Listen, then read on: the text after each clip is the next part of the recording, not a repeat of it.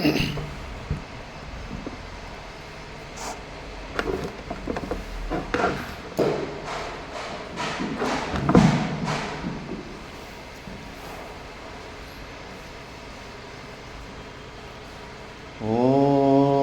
शन्नो मित्रः शं वरुणः शन्नो भवत्वर्यमा शन्न इन्द्रो बृहस्पतिः शन्नो विष्णुरुक्रमः।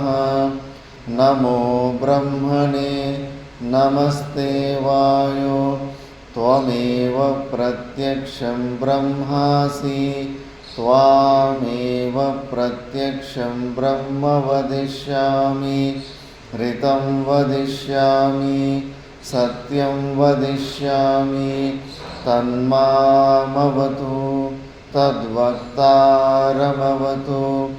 अवतु माम्। ॐ शान्ति शान्ति शान्तिः। सहनाववतु सहनौ भुनक्तु सह वीर्यं करवावहै तेजस्विनावधीतमस्तु मा विद्विषावहै।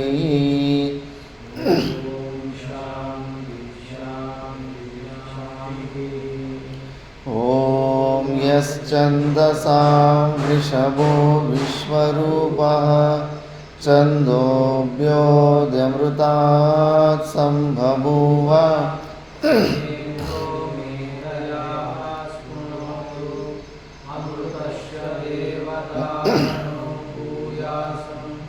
शरीरं मे विचर्षणं जिह्वा मे मधुमत्तमा कर्णाभ्यां भूरिविश्रुवं ब्रह्मणः कोशोऽसि मेधया पीतः। ॐ शान्ति शान्ति शान्तिः। वृक्षस्य रेरिव कीर्तिपृष्ठं गिरेरिव ऊर्ध्वपवित्रो वाजिनीव स्वमृतमस्मि द्रविणगुंसवर्चसं सुमेधा अमृतोक्षितः इति त्रिशङ्कोर्वेदानुवचनम्।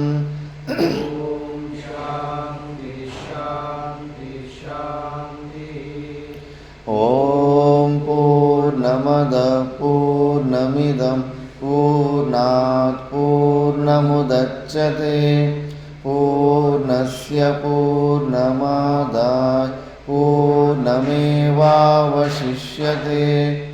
ॐ शान्ति शान्ति शान्तिः।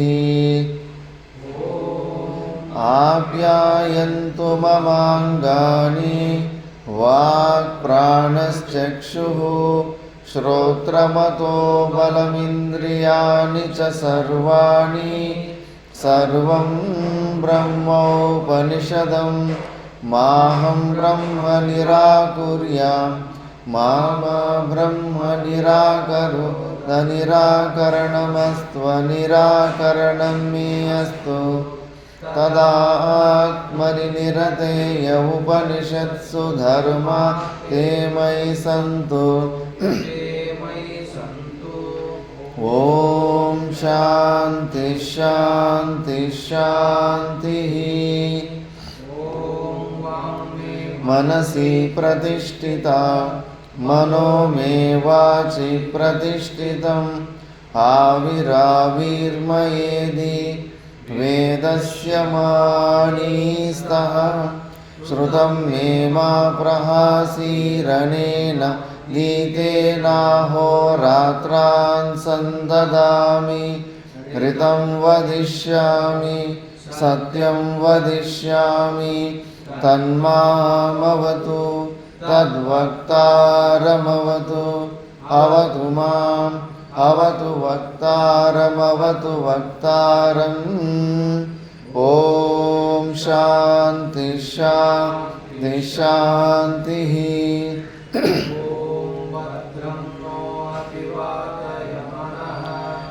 ॐ शान्ति शान्ति शान्तिः। भद्रं कर्णेभिः शृणुयाम देवाः भद्रं पश्येमाक्षभिर्यजत्राः स्थिरैरङ्गैः स्तुष्ट्वागुंसस्तनूभिः व्यशेम देवहितैः यदायुः स्वस्ति न इन्द्रो वृद्धश्रवाः स्वस्ति न पूषा विश्ववेदाः स्वस्ति नस्तार्क्ष्यो वरिष्ठनेमिः स्वस्ति नो बृहस्पतिर्ददातु। ॐ शान्ति शान्ति शान्तिः। मानं विदधाति पूर्वं यो वै वेदांश्च प्रहिणोति तस्मै तं देवमात्मबुद्धिप्रकाशं मुमुक्षुर्वै शरणमहं प्रपद्ये। ॐ शान्ति शान्ति शान्तिः। नमो ब्रह्मादिभ्यो ब्रह्मविद्यात् सम्प्रदायकर्तृभ्यो वंशर्षिभ्यो महद्भ्यो नमो गुरुभ्यः। सर्वोपप्लवरहितः प्रज्ञानगणः प्रत्यगर्तो ब्रह्मैवाहमस्मि ब्रह्मैवाहमस्मि। ॐ शान्ति शान्ति शान्तिः। नारायणं पद्मभवं वसिष्ठं शक्तिं च तत्पुत्रपराशरं च व्यासं शुकं गौडपदं महान्तं गोविन्दयोगीन्द्रमतास्य शिष्यं श्रीशङ्कराचार्यमतास्य पद्मपादं च हस्तामलकं च शिष्यं तं तोटकं वातिककारमन्या नस्मद्गुरुन् सन्ततमानतोऽस्मि। ॐ शान्ति शान्ति शान्तिः। ॐ श्री परमात्मने नमः। अथ द्वितीयोऽध्यायः सांख्ययोगः। तं तथा कृपयाभीष्टं अश्रुपूर्णाकुलेक्षणं विषीदन्तमिदं वाक्यम् उवाच मधुसूदनः।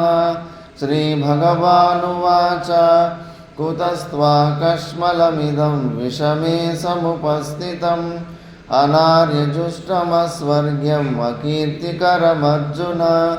क्लैब्यं मास्मगमपार्थ नैतत्त्वयुपपद्यते क्षुद्रं हृदय दौर्बल्यं त्यक्त्वोत्तिष्ठ परन्तप।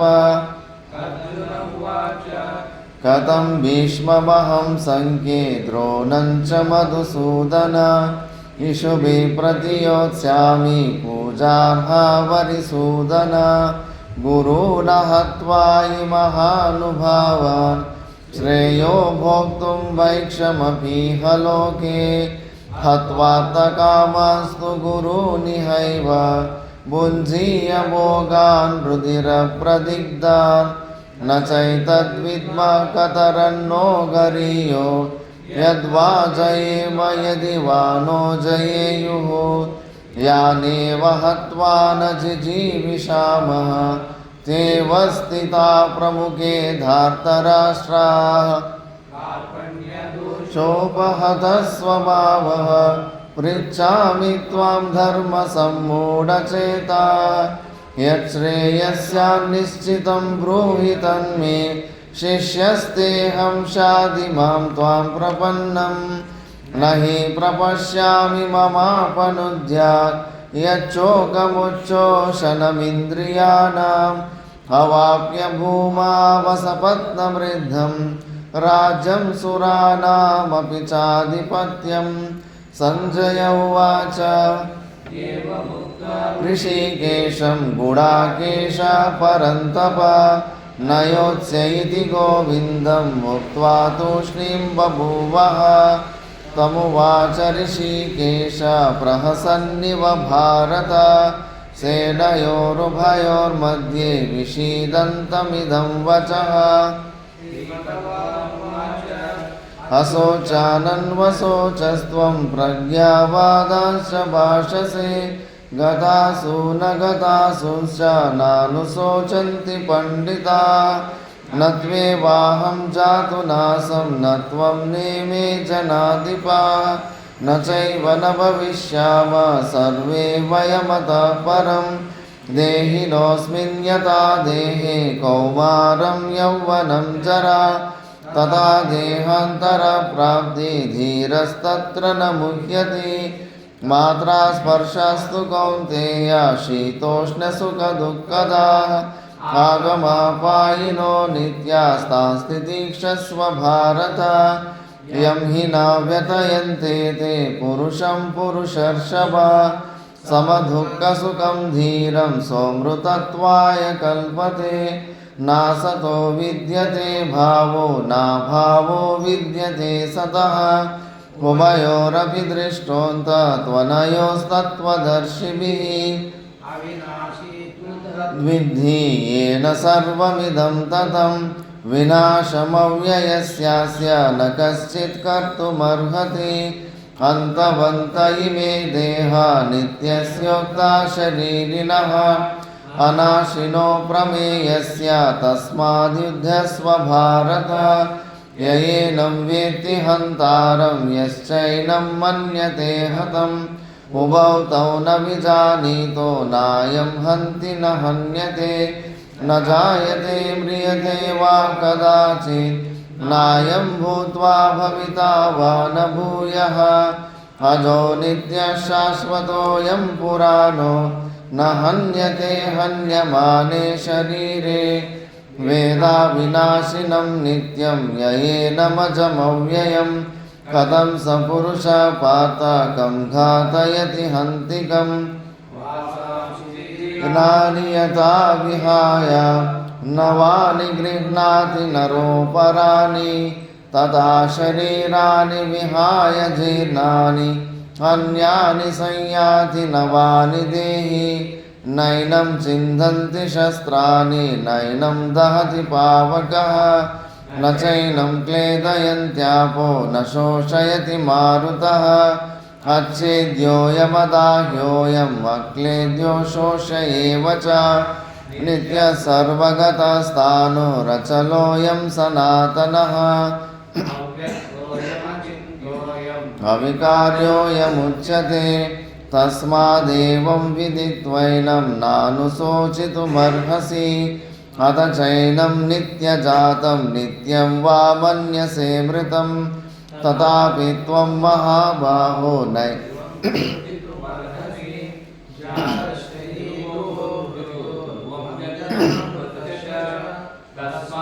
परिहारे तेन त्वं शोचितुमर्हसि।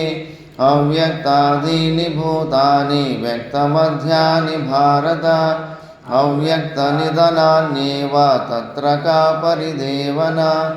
आश्चर्यवत् पश्यति कश्चिदेनम् आश्चर्यवद्वदति तथैव चान्यः आश्चर्यवच्चैनमन्यः शृणोति श्रुत्वाप्येनं वेद न चैव कश्चित्।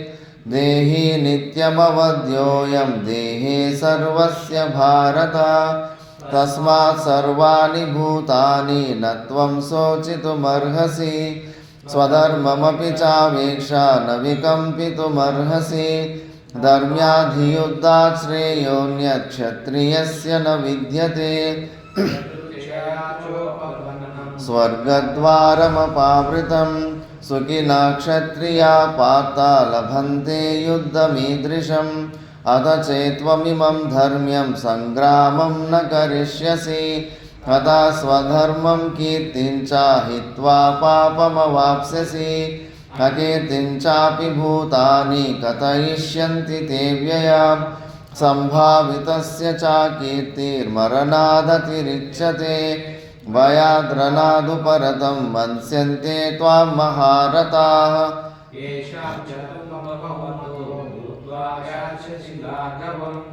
अवाच वादांश्च बहून् वदिष्यन्ति तवाहिताः निन्दन्तस्तव सामर्थ्यं ततो दुःखतरं नु किं हतो वा प्राप्स्यसि स्वर्गं जित्वा वा भोक्ष्यसे महिं तस्मादुत्तिष्ठ कौन्तेय युद्धाय कृतनिश्चयः सुखदुःखे समकृत्वा लाभालाभौ जयाजयो ततो युद्धाय युज्यस्व नैवं पापमवाप्स्यसि एषा ते विहिता साङ्ख्ये बुद्धिर्योगे त्विमां शृणु बुद्ध्या युक्तो यया पार्थ कर्मबन्धं प्रहास्यसि नेहाभिक्रमनाशोऽस्ति प्रत्यवायो न विद्यते स्वल्पमप्यस्य धर्मस्य त्रायते महतो भयात् व्यवसायात्मिका बुद्धिः एकेह कुरु नन्दन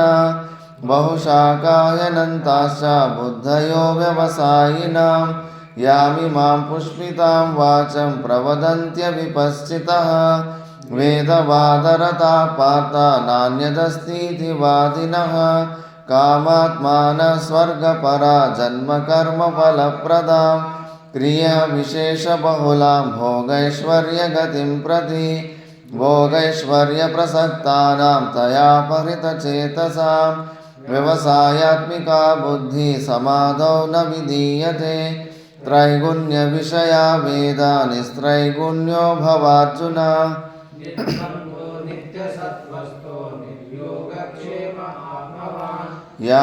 यावानर्थमुदपाने सर्वतः सम्प्लुतोदके तावान् सर्वेषु वेदेषु ब्राह्मणस्य विजानतः कर्मण्येवाधिकारस्ते मा फलेषु कदाचन मा कर्मफलहेतुर्भो मा ते सङ्गोऽस्त्वकर्मणि योगस्थः कुरु कर्माणि सङ्गं त्यक्त्वा धनञ्जय सिद्ध्यसिद्ध्यो समो भूत्वा समत्वं योग उच्यते दूरेण ह्यवरं कर्म बुद्धियोगात् धनञ्जय बुद्धौ शरणमन्विच्छ कृपणाफलहेतवः बुद्धियुक्तो जहातीह उभे सुकृतदुष्कृते तस्माद् योगाय युज्यस्व योगकर्मसु कौशलं कर्मजं बुद्धियुक्ता हि फलं त्यक्त्वा मनीषिणः जन्मबन्धविनिर्मुक्ता पदं गच्छन्त्यनामयं यदा ते मोहकलिलं बुद्धिर्व्यतितरिष्यति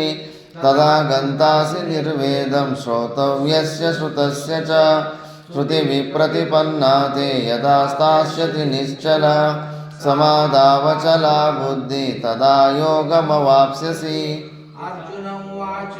स्थितप्रज्ञस्य का भाषा समाधिस्तस्य केशव स्थितधि किं प्रभाषेत किमासीत व्रजेत किं श्रीभगवानुवाच प्रजहाति यदा कामान् सर्वान् पार्थमनोगतान् आत्मन्येवात्मना तुष्टा स्थितप्रज्ञस्तदोच्यते दुःखेष्वनुद्विग्नमना सुखेषु विगतस्पृहः वीतरागभयक्रोधा स्थितधीर्मुनिरुच्यते यः सर्वत्रानभिस्नेहः तत्तत्प्राप्य शुभाशुभं नाभिनन्दति न द्वेष्टि तस्य प्रज्ञा प्रतिष्ठिता यदा संहरते चायं कूर्मोऽङ्गानीव सर्वशः इन्द्रियाणीन्द्रियार्थेभ्यः तस्य प्रज्ञा प्रतिष्ठिता विषया विनिवर्तन्ते निराहारस्य देहिनः रसवर्जं रसोऽप्यस्य परं दृष्ट्वा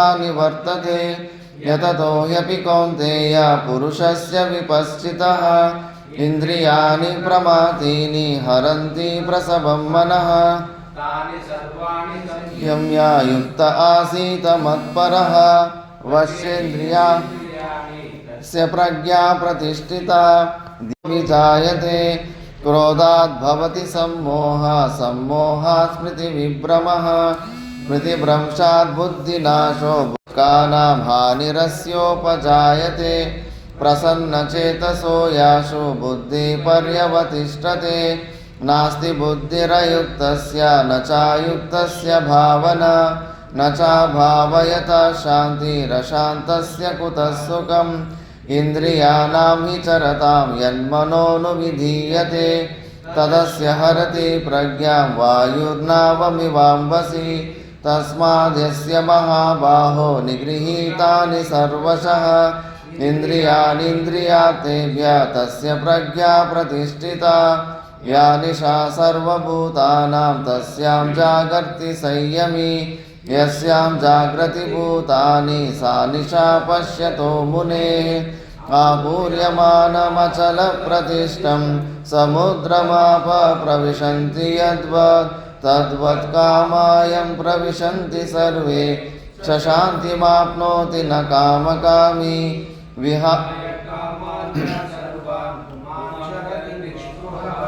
निर्ममो निरहङ्कार स शान्तिमधिगच्छति एषा ब्राह्मी स्थितिः पाता नैनां प्राप्य विमुह्यति स्थित्वा स्यामन्तकालेऽपि ब्रह्मनिर्वाणमृच्छति ॐ तत्सदिति श्रीमद्भगवद्गीतासु उपनिषत्सु ब्रह्मविद्यायां योगशास्त्रे श्रीकृष्णार्जुनसंवादे सांख्ययोगो नाम द्वितीयोऽध्यायः।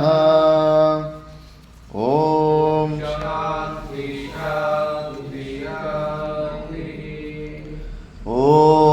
नारायणः परो व्यक्तात् अण्डमव्यक्तसम्भवम् अण्डस्यान्तस्त्विमे लोकाः सप्तद्वीपा च मेदिनी। ॐ शान्ति शान्ति शान्तिः।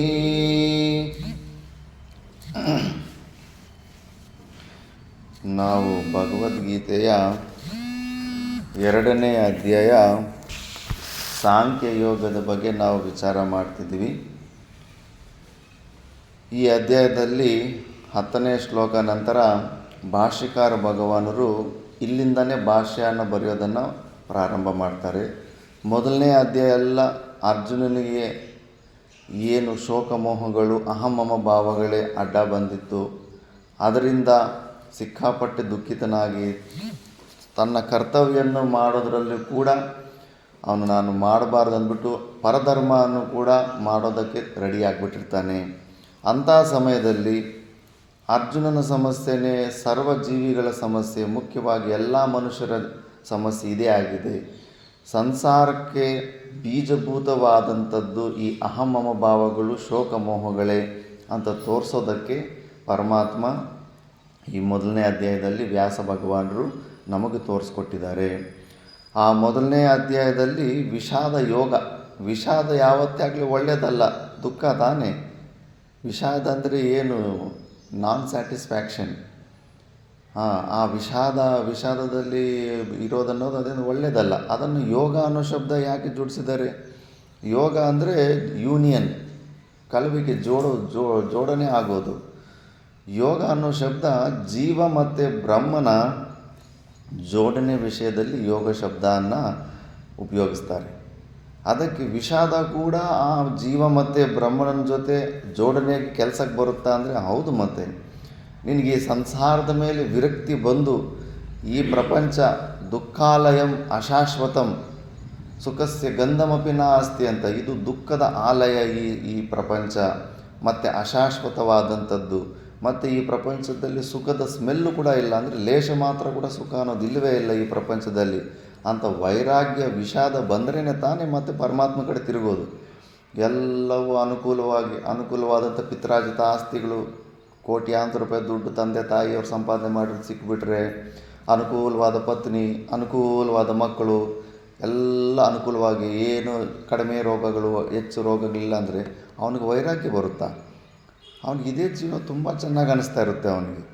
ಆದ್ದರಿಂದ ಅವನು ಈ ಟ್ರ್ಯಾಪು ಇದೆಂಥದ್ದಂದರೆ, ಇಲ್ಲಿ ಸಿಗೋ ಭೋಗ ಮೀನನ್ನು ಇಟ್ಕೋಬೇಕಾದ್ರೆ ಎರೆಹುಳನ್ನು ಹಾಕ್ತಾರಲ್ಲ, ಆ ಎರೆಹುಳ ಹಾಕಿದಂಗೆ ಇದೆಲ್ಲ ಇಲ್ಲಿ ಇರೋ ಸುಖಗಳೆಲ್ಲ ಆ ಎರೆಹುಳ ಇದ್ದಂಗೆ. ಮಾಯ ನಮ್ಗೆ ಆ ಎರೆಹುಳ ಆಗಿಬಿಟ್ಟು ಮತ್ತೆ ಹುಟ್ಟು ಸಾವುಗಳು ಬರೋ ಥರ ಮಾಡಿಬಿಡುತ್ತೆ. ಮತ್ತೆ ಸ್ವಲ್ಪ ಹೊತ್ತಿಗೆ ಅದು ಆನಂದ. ಮತ್ತು ವೃದ್ಧಾವಸ್ಥೆ ಬಂದಮೇಲೆ ನಿನ್ನ ಹತ್ರ ದುಡ್ಡು ಇರ್ಬೋದು, ಎಲ್ಲ ಅನುಕೂಲವಾಗಿರ್ಬೋದು, ರೋಗಗಳು ಬರದಿರೋ ನಿಲ್ಲಿಸೋದಕ್ಕಾಗುತ್ತೆ ನಿನ್ನ ಕೈಯಲ್ಲಿ? ಎಷ್ಟು ದೊಡ್ಡ ಹಾಸ್ಪಿಟ್ಲ್ ಆದರೂ ಕೂಡ ಎಷ್ಟೋ ರೋಗಗಳು ಅದು ವಾಸನೆ ಆಗೋದಿಲ್ಲ ಅದೆಲ್ಲ. ಮತ್ತು ಅಂತಿಮ ಮೃತ್ಯು ಸಮಯದಲ್ಲಿ ಸಹಸ್ರ ವೃಷ್ಟಿಕ ದಂಷ್ಟ, 1000 ಚೇಳುಗಳು ಕಚ್ಚಿದ್ರೆ ಎಷ್ಟು ನೋವಾಗುತ್ತೋ ಅಷ್ಟು ನೋವು ಆಗುತ್ತೆ. ಮರ್ಮಸ್ಥಾನಗಳೆಲ್ಲ ಶೇಕ್ ಆಗಿಬಿಡ್ತವೆ ಮೃತ್ಯು ಅನ್ನೋ ಶಬ್ದನೇ. ಆ ನೋವನ್ನು ನಿನ್ನ ಅನುಕೂಲವಾದ ಮಕ್ಕಳು, ಪಿತ್ರಾರ್ಜಿತ ಆಸ್ತಿ ಇವೆಲ್ಲ ಅವಾಗೇನಾದರೂ ಕೆಲಸಕ್ಕೆ ಬರ್ತಾವ? ಇಲ್ಲ. ಅಲ್ಲಿ ಭಯಂಕರವಾಗಿ ನೋವು ಅನುಭವಿಸ್ಬೇಕು. ಮತ್ತು ಗರ್ಭವಾಸದಲ್ಲಿ ಗರ್ಭೋಪನಿಷತ್ತು ಒಂದು ಉಪನಿಷತ್ತೇ ಇದೆ. ವಿಪರೀತವಾಗಿ 3 ತಿಂಗಳು ಮಹಾನರಕನ ಅನುಭವಿಸ್ಬಿಡ್ತಾನೆ ಗರ್ಭದ ಒಳಗಡೆ. ಆ ನೋವನ್ನು ನಿನ್ನ ಹತ್ರ ದುಡ್ಡು, ಪಿತ್ರಾರ್ಜಿತ ಆಸ್ತಿಗಳು ಇವೆಲ್ಲ ಏನಾದರೂ ಕಡಿಮೆ ಮಾಡೋಕ್ಕಾಗುತ್ತಾ? ಇಲ್ಲ. ಅದಕ್ಕೆ ಈ ಭೂಲೋಕದಲ್ಲಿ ಯಾರಿಗಾದರೂ ಸುಖಗಳು ಸಿಗ್ತಾ ಇದೆ ಅಂದರೆ ಅದು ಎರೆಹುಳನೇ. ಮಾಯ ಅವನಿಗೆ ಆಲ್ರೆಡಿ ಎರೆಹುಳ ಆಗಿಬಿಟ್ಟಿದೆ. ಆ ಎರೆಹುಳ ಆಗಿಬಿಟ್ಟು ಮತ್ತೆ ದೊಡ್ಡ ಮತ್ತೆ ಮತ್ತೆ ಮತ್ತೆ ಮತ್ತೆ ಪುನರಪಿ ಜನನ ಮತ್ತೆ ಮತ್ತೆ ಇಲ್ಲಿ ಬಿಸಾಕ್ತಾ ಇರುತ್ತೆ. ಮತ್ತು ನೋವು ಕೂಡ ಭಯಂಕರವಾಗಿ ಕೊಡ್ತಾ ಇರುತ್ತೆ. ಆದರೆ ಅರ್ಜುನನಿಗೆ ಯಾರಿಗೆ ಸ್ವಲ್ಪ ಪುಣ್ಯ ಇರುತ್ತೋ ಅವರಿಗೆ ವೈರಾಗ್ಯ ಬರುತ್ತೆ ಈ ಪ್ರಪಂಚದ ಮೇಲೆ.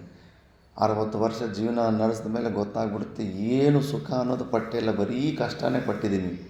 ಅಷ್ಟೋ ಇಷ್ಟು ಏನಾದರೂ ಸ್ವಲ್ಪ ವಿಷಯಾನಂದ ಸಿಕ್ಕಿದೆ ಅಂದರೆ ಅದು ಸಾಸಿವೆ ಬೀಜದಷ್ಟು ಸುಖಕ್ಕೆ ಸಮುದ್ರದಷ್ಟು ಕಷ್ಟಪಟ್ಟಿದ್ದೀನಿ.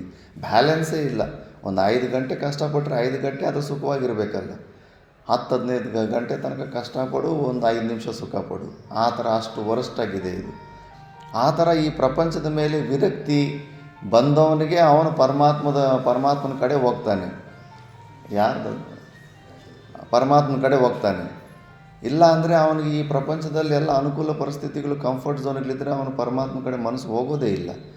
ಆದ್ದರಿಂದ ಯಾರಿಗೆ ಕಷ್ಟಗಳು ಬರ್ತಾವೋ, ಅನನುಕೂಲತೆ ಹೆಚ್ಚಿರುತ್ತೋ, ಮತ್ತು ಅಂಥವನಿಗೆ ಆ ಒಂದು ವೈರಾಗ್ಯ ಬರುತ್ತೆ, ವಿಷಾದ ಬರುತ್ತೆ. ಅದಕ್ಕೆ ಆ ವಿಷಾದ ಬಂದಾಗ ಅವನು ಪರಮಾತ್ಮ ತಿಳ್ಕೋಬೇಕಂತ ಪ್ರಯತ್ನ ಮಾಡ್ತಾನೆ. ಮತ್ತು ಅವನಿಗೆ ಗೊತ್ತಾಗುತ್ತೆ, ಓಹೋ ನನ್ನಲ್ಲೇ ಇದ್ದಾನೆ ಪರಮಾತ್ಮ. ಅಜ್ಞಾನದಿಂದ ಈ ಜೀವಭಾವಕ್ಕೆ ಬಂದಿದ್ದೀನಿ, ಜೀವಭಾವದಿಂದ ಆತ್ಮಭಾವಕ್ಕೆ ಹೋಗಿ ನಾನೇ ನನ್ನಲ್ಲೇ ಆ ಜೀವಭಾವದಿಂದ ಆತ್ಮಭಾವಕ್ಕೆ ಹೋಗಬೇಕು. ಇದನ್ನೇ ಐಕ್ಯ ಅಂತಾರೆ.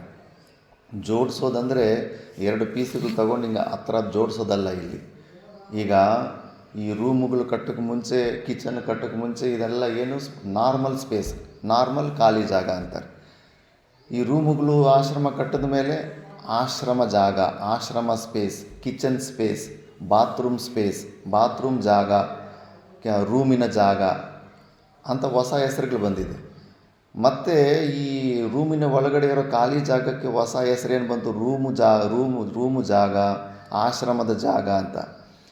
ಆ ಆಶ್ರಮದ ಜಾಗ ದೊಡ್ಡ ಖಾಲಿ ಜಾಗದಲ್ಲಿ, ಅಂದರೆ ಮಹಾ ಆಕಾಶದಲ್ಲಿ ಸೇರಿಸ್ಬೇಕಂದ್ರೆ ಏನು ಮಾಡಬೇಕಾಗುತ್ತೆ? ಇರೋ ರೂಮನ್ನು ಡಿಸ್ಮ್ಯಾಂಟಲ್ ಮಾಡಿಬಿಟ್ರೆ, ಅದನ್ನು ಕಿತ್ತಾಕ್ಬಿಟ್ರೆ ಮತ್ತೆ ಅದು ಈ ರೂಮಲ್ಲಿರೋ ಖಾಲಿ ಜಾಗ, ದೊಡ್ಡ ಖಾಲಿ ಜಾಗದಲ್ಲಿ ಆಟೋಮೆಟಿಕ್ ಅದೇ ಲಯ ಆಗಿಬಿಡುತ್ತೆ. ನಾವು ರೂಮ್ ಜಾಗನ ಒಂದು ಕೈಲಿಟ್ಕೊಂಡು ಆ ಪ್ರಪಂಚದಲ್ಲಿರೋ ಖಾಲಿ ಜಾಗನ ಇನ್ನೊಂದು ಕೈಲಿಟ್ಕೊಂಡು 2 ಖಾಲಿ ಜಾಗನ ಸೇರಿಸಿದ್ವು. ನಾವು ಸೇರಿಸಲಿಲ್ಲ. ಜಸ್ಟ್ ನಾವು ಕಟ್ಟಿರೋ ರೂಮನ್ನು ಬೀಳಿಸ್ಬಿಟ್ರೆ ಸಾಕು, ಅದೇ ಮಹಾ ಆಕಾಶದಲ್ಲಿ ದೊಡ್ಡ ಖಾಲಿ ಜಾಗದಲ್ಲಿ ರೂಮ್ ಒಳಗಡೆ ಇದ್ದ ಖಾಲಿ ಜಾಗ ದೊಡ್ಡ ಖಾಲಿ ಜಾಗದಲ್ಲಿ ಸೇರ್ಕೊಂಡ್ಬಿಡುತ್ತೆ. ಅದೇ ಥರ ಜೀವ ಬ್ರಹ್ಮನಲ್ಲಿ ಸೇರಿಕೊಳ್ಳೋದು ಕೂಡ ಅದೇ ಥರನೇ.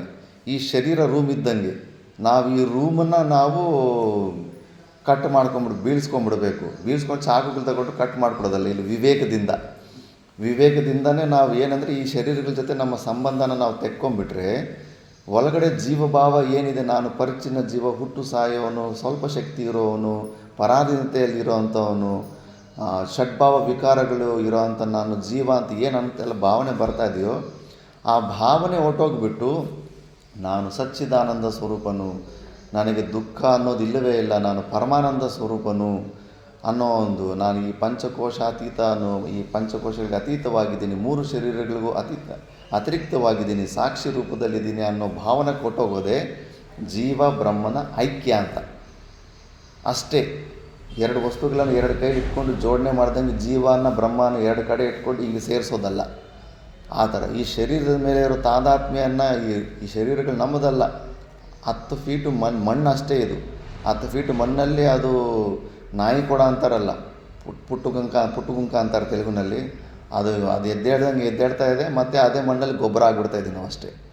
ಏನೆಲ್ಲ ಚರಿತ್ರೆ ಇಷ್ಟೆಲ್ಲ ಓದಿದ್ದೀವಿ, ನೋಡಿದ್ದೀವಿ, ಕೇಳಿದ್ದೀವಿ, ಯಾವುದ್ರ ಬಗ್ಗೆ ಏನೆಲ್ಲ ಮಾತಾಡ್ಕೊತಾ ಇದ್ದೀವಿ ಅಂದರೆ ಅದೆಲ್ಲ 10 ಫೀಟ್ ಮಣ್ಣಿನ ಬಗ್ಗೆನೇ ಮಾತಾಡ್ಕೊಳ್ಳೋದು ನಾವೆಲ್ಲರೂ ಒಂದು ಜಾಸ್ತಿ ಒಳಗಡೆ ಇರೋ ಮಣ್ಣು ಅಲ್ಲ, ಮೇಲ್ಗಡೆ ಇರೋ ಒಂದು 10 ಫೀಟ್ ಮಣ್ಣು ಅಷ್ಟೇ. ಯಾವುದ್ರ ಬಗ್ಗೆ ನೀನು ಬಾಯಿ ಬಿಟ್ಟು ನೀನು ಮಾತಾಡ್ತೀಯ ಅಂದರೆ 10 ಫೀಟ್ ಮಣ್ಣು ಬಗ್ಗೆ ಮಾತಾಡ್ಕೊತಾ ಇದ್ದೀವಿ ಅಷ್ಟೇ. ಅದಕ್ಕೆ ಇದು ನಮಗೂ ಈ ಪಾಂಚಭೌತಿಕವಾದಂಥ ಶರೀರಕ್ಕೆ ಏನೂ ಸಂಬಂಧ ಇಲ್ಲ ಅಂತ. ಆ ಥರ ಸಂಬಂಧನ ನಾವು ಈ ಶರೀರದ ಜೊತೆ ತೆಕ್ಕೊಂಡ್ರೆ ಈ ಶರೀರನ ಪುಡಿ ಮಾಡ್ದಂಗೆ. ಆವಾಗ ಆ ಜೀವ ಬ್ರಹ್ಮನಲ್ಲಿ ಐಕ್ಯ ಅಂತ. ಐಕ್ಯ ಶಬ್ದನ ಸುಮ್ಮನೆ ಬಳಸ್ತಾರೆ ಎಕ್ಸ್ಪ್ಲೇನ್ ಮಾಡೋದಕ್ಕೆ. ಆ ಥರ ಹೆಂಗೆ ರೂಮಿನ ಖಾಲಿ ಜಾಗ, ದೊಡ್ಡ ಖಾಲಿ ಜಾಗಕ್ಕೆ ಆ ರೂಮನ್ನು ಕಿತ್ತುಬಿಟ್ರೆ ಹೆಂಗೆ ಲಯ ಆಗುತ್ತೋ, ಅದೇ ಹೆಂಗೆ ಜೋಡಣೆ ಆಗಿಬಿಡುತ್ತೋ, ಅದೇ ಥರ ನಾವು ಜೀವ ಬ್ರಹ್ಮನ ಜೊತೆ ಐಕ್ಯ ಆಗಿಬಿಡುತ್ತೆ ಅಂತ. ಅದಕ್ಕೆ ಫಸ್ಟು ಕಾರಣ ವೈರಾಗ್ಯ ಬರಬೇಕಲ್ಲ. ಯಾರಿಗೆ ಸಂಸಾರದಲ್ಲಿ ದುಃಖಗಳು ಹೆಚ್ಚಾಗಿ ಬೇಡಪ್ಪ ಈ ಸಂಸಾರಿ, ಬೇಡಪ್ಪ ಈ ಬದುಕು ಅಂತ ಯಾರಿಗೆ ಅನಿಸುತ್ತೋ ಅವನಿಗೆ ಈ ಕಡೆ ಪರಮಾತ್ಮ ಕಡೆ ಮನಸ್ಸು ಬರುತ್ತೆ. ಅದಕ್ಕೆ ವಿಷಾದ ಕೂಡ ಜೀವ ಬ್ರಹ್ಮ ಐಕ್ಯದಲ್ಲಿ ಜೋಡಣೆಗೆ ಅದು ಫಸ್ಟು ಸ್ಟೆಪ್. ಆದ್ದರಿಂದ ಅದು ಕೂಡ ಯೋಗ ಆಯಿತು. ಅದಕ್ಕೆ ಮೊದಲನೇ ಅಧ್ಯಾಯನೂ ಕೂಡ ಹಂಗೆ ಇಡಬೇಕಾಗಿತ್ತು. ಇಲ್ಲ ಅಂದರೆ ಇವರು ಯುದ್ಧದಲ್ಲಿ ಆ ಕಡೆ ಅವ್ರು ನಿಂತ್ಕೊಂಡಿರ್ತಾರೆ, ಈ ಕಡೆ ಇವ್ರು ನಿಂತ್ಕೊಂಡಿರ್ತಾರೆ, ಅವ್ರು ಶಂಕ್ ಊದಿದ್ರು ಇವ್ರು ಶಂಕ್ ಊದಿದ್ರು. ಅವುಗಳಿಂದ ನಮಗೇನು ಜ್ಞಾನ ಸಿಗುತ್ತೆ?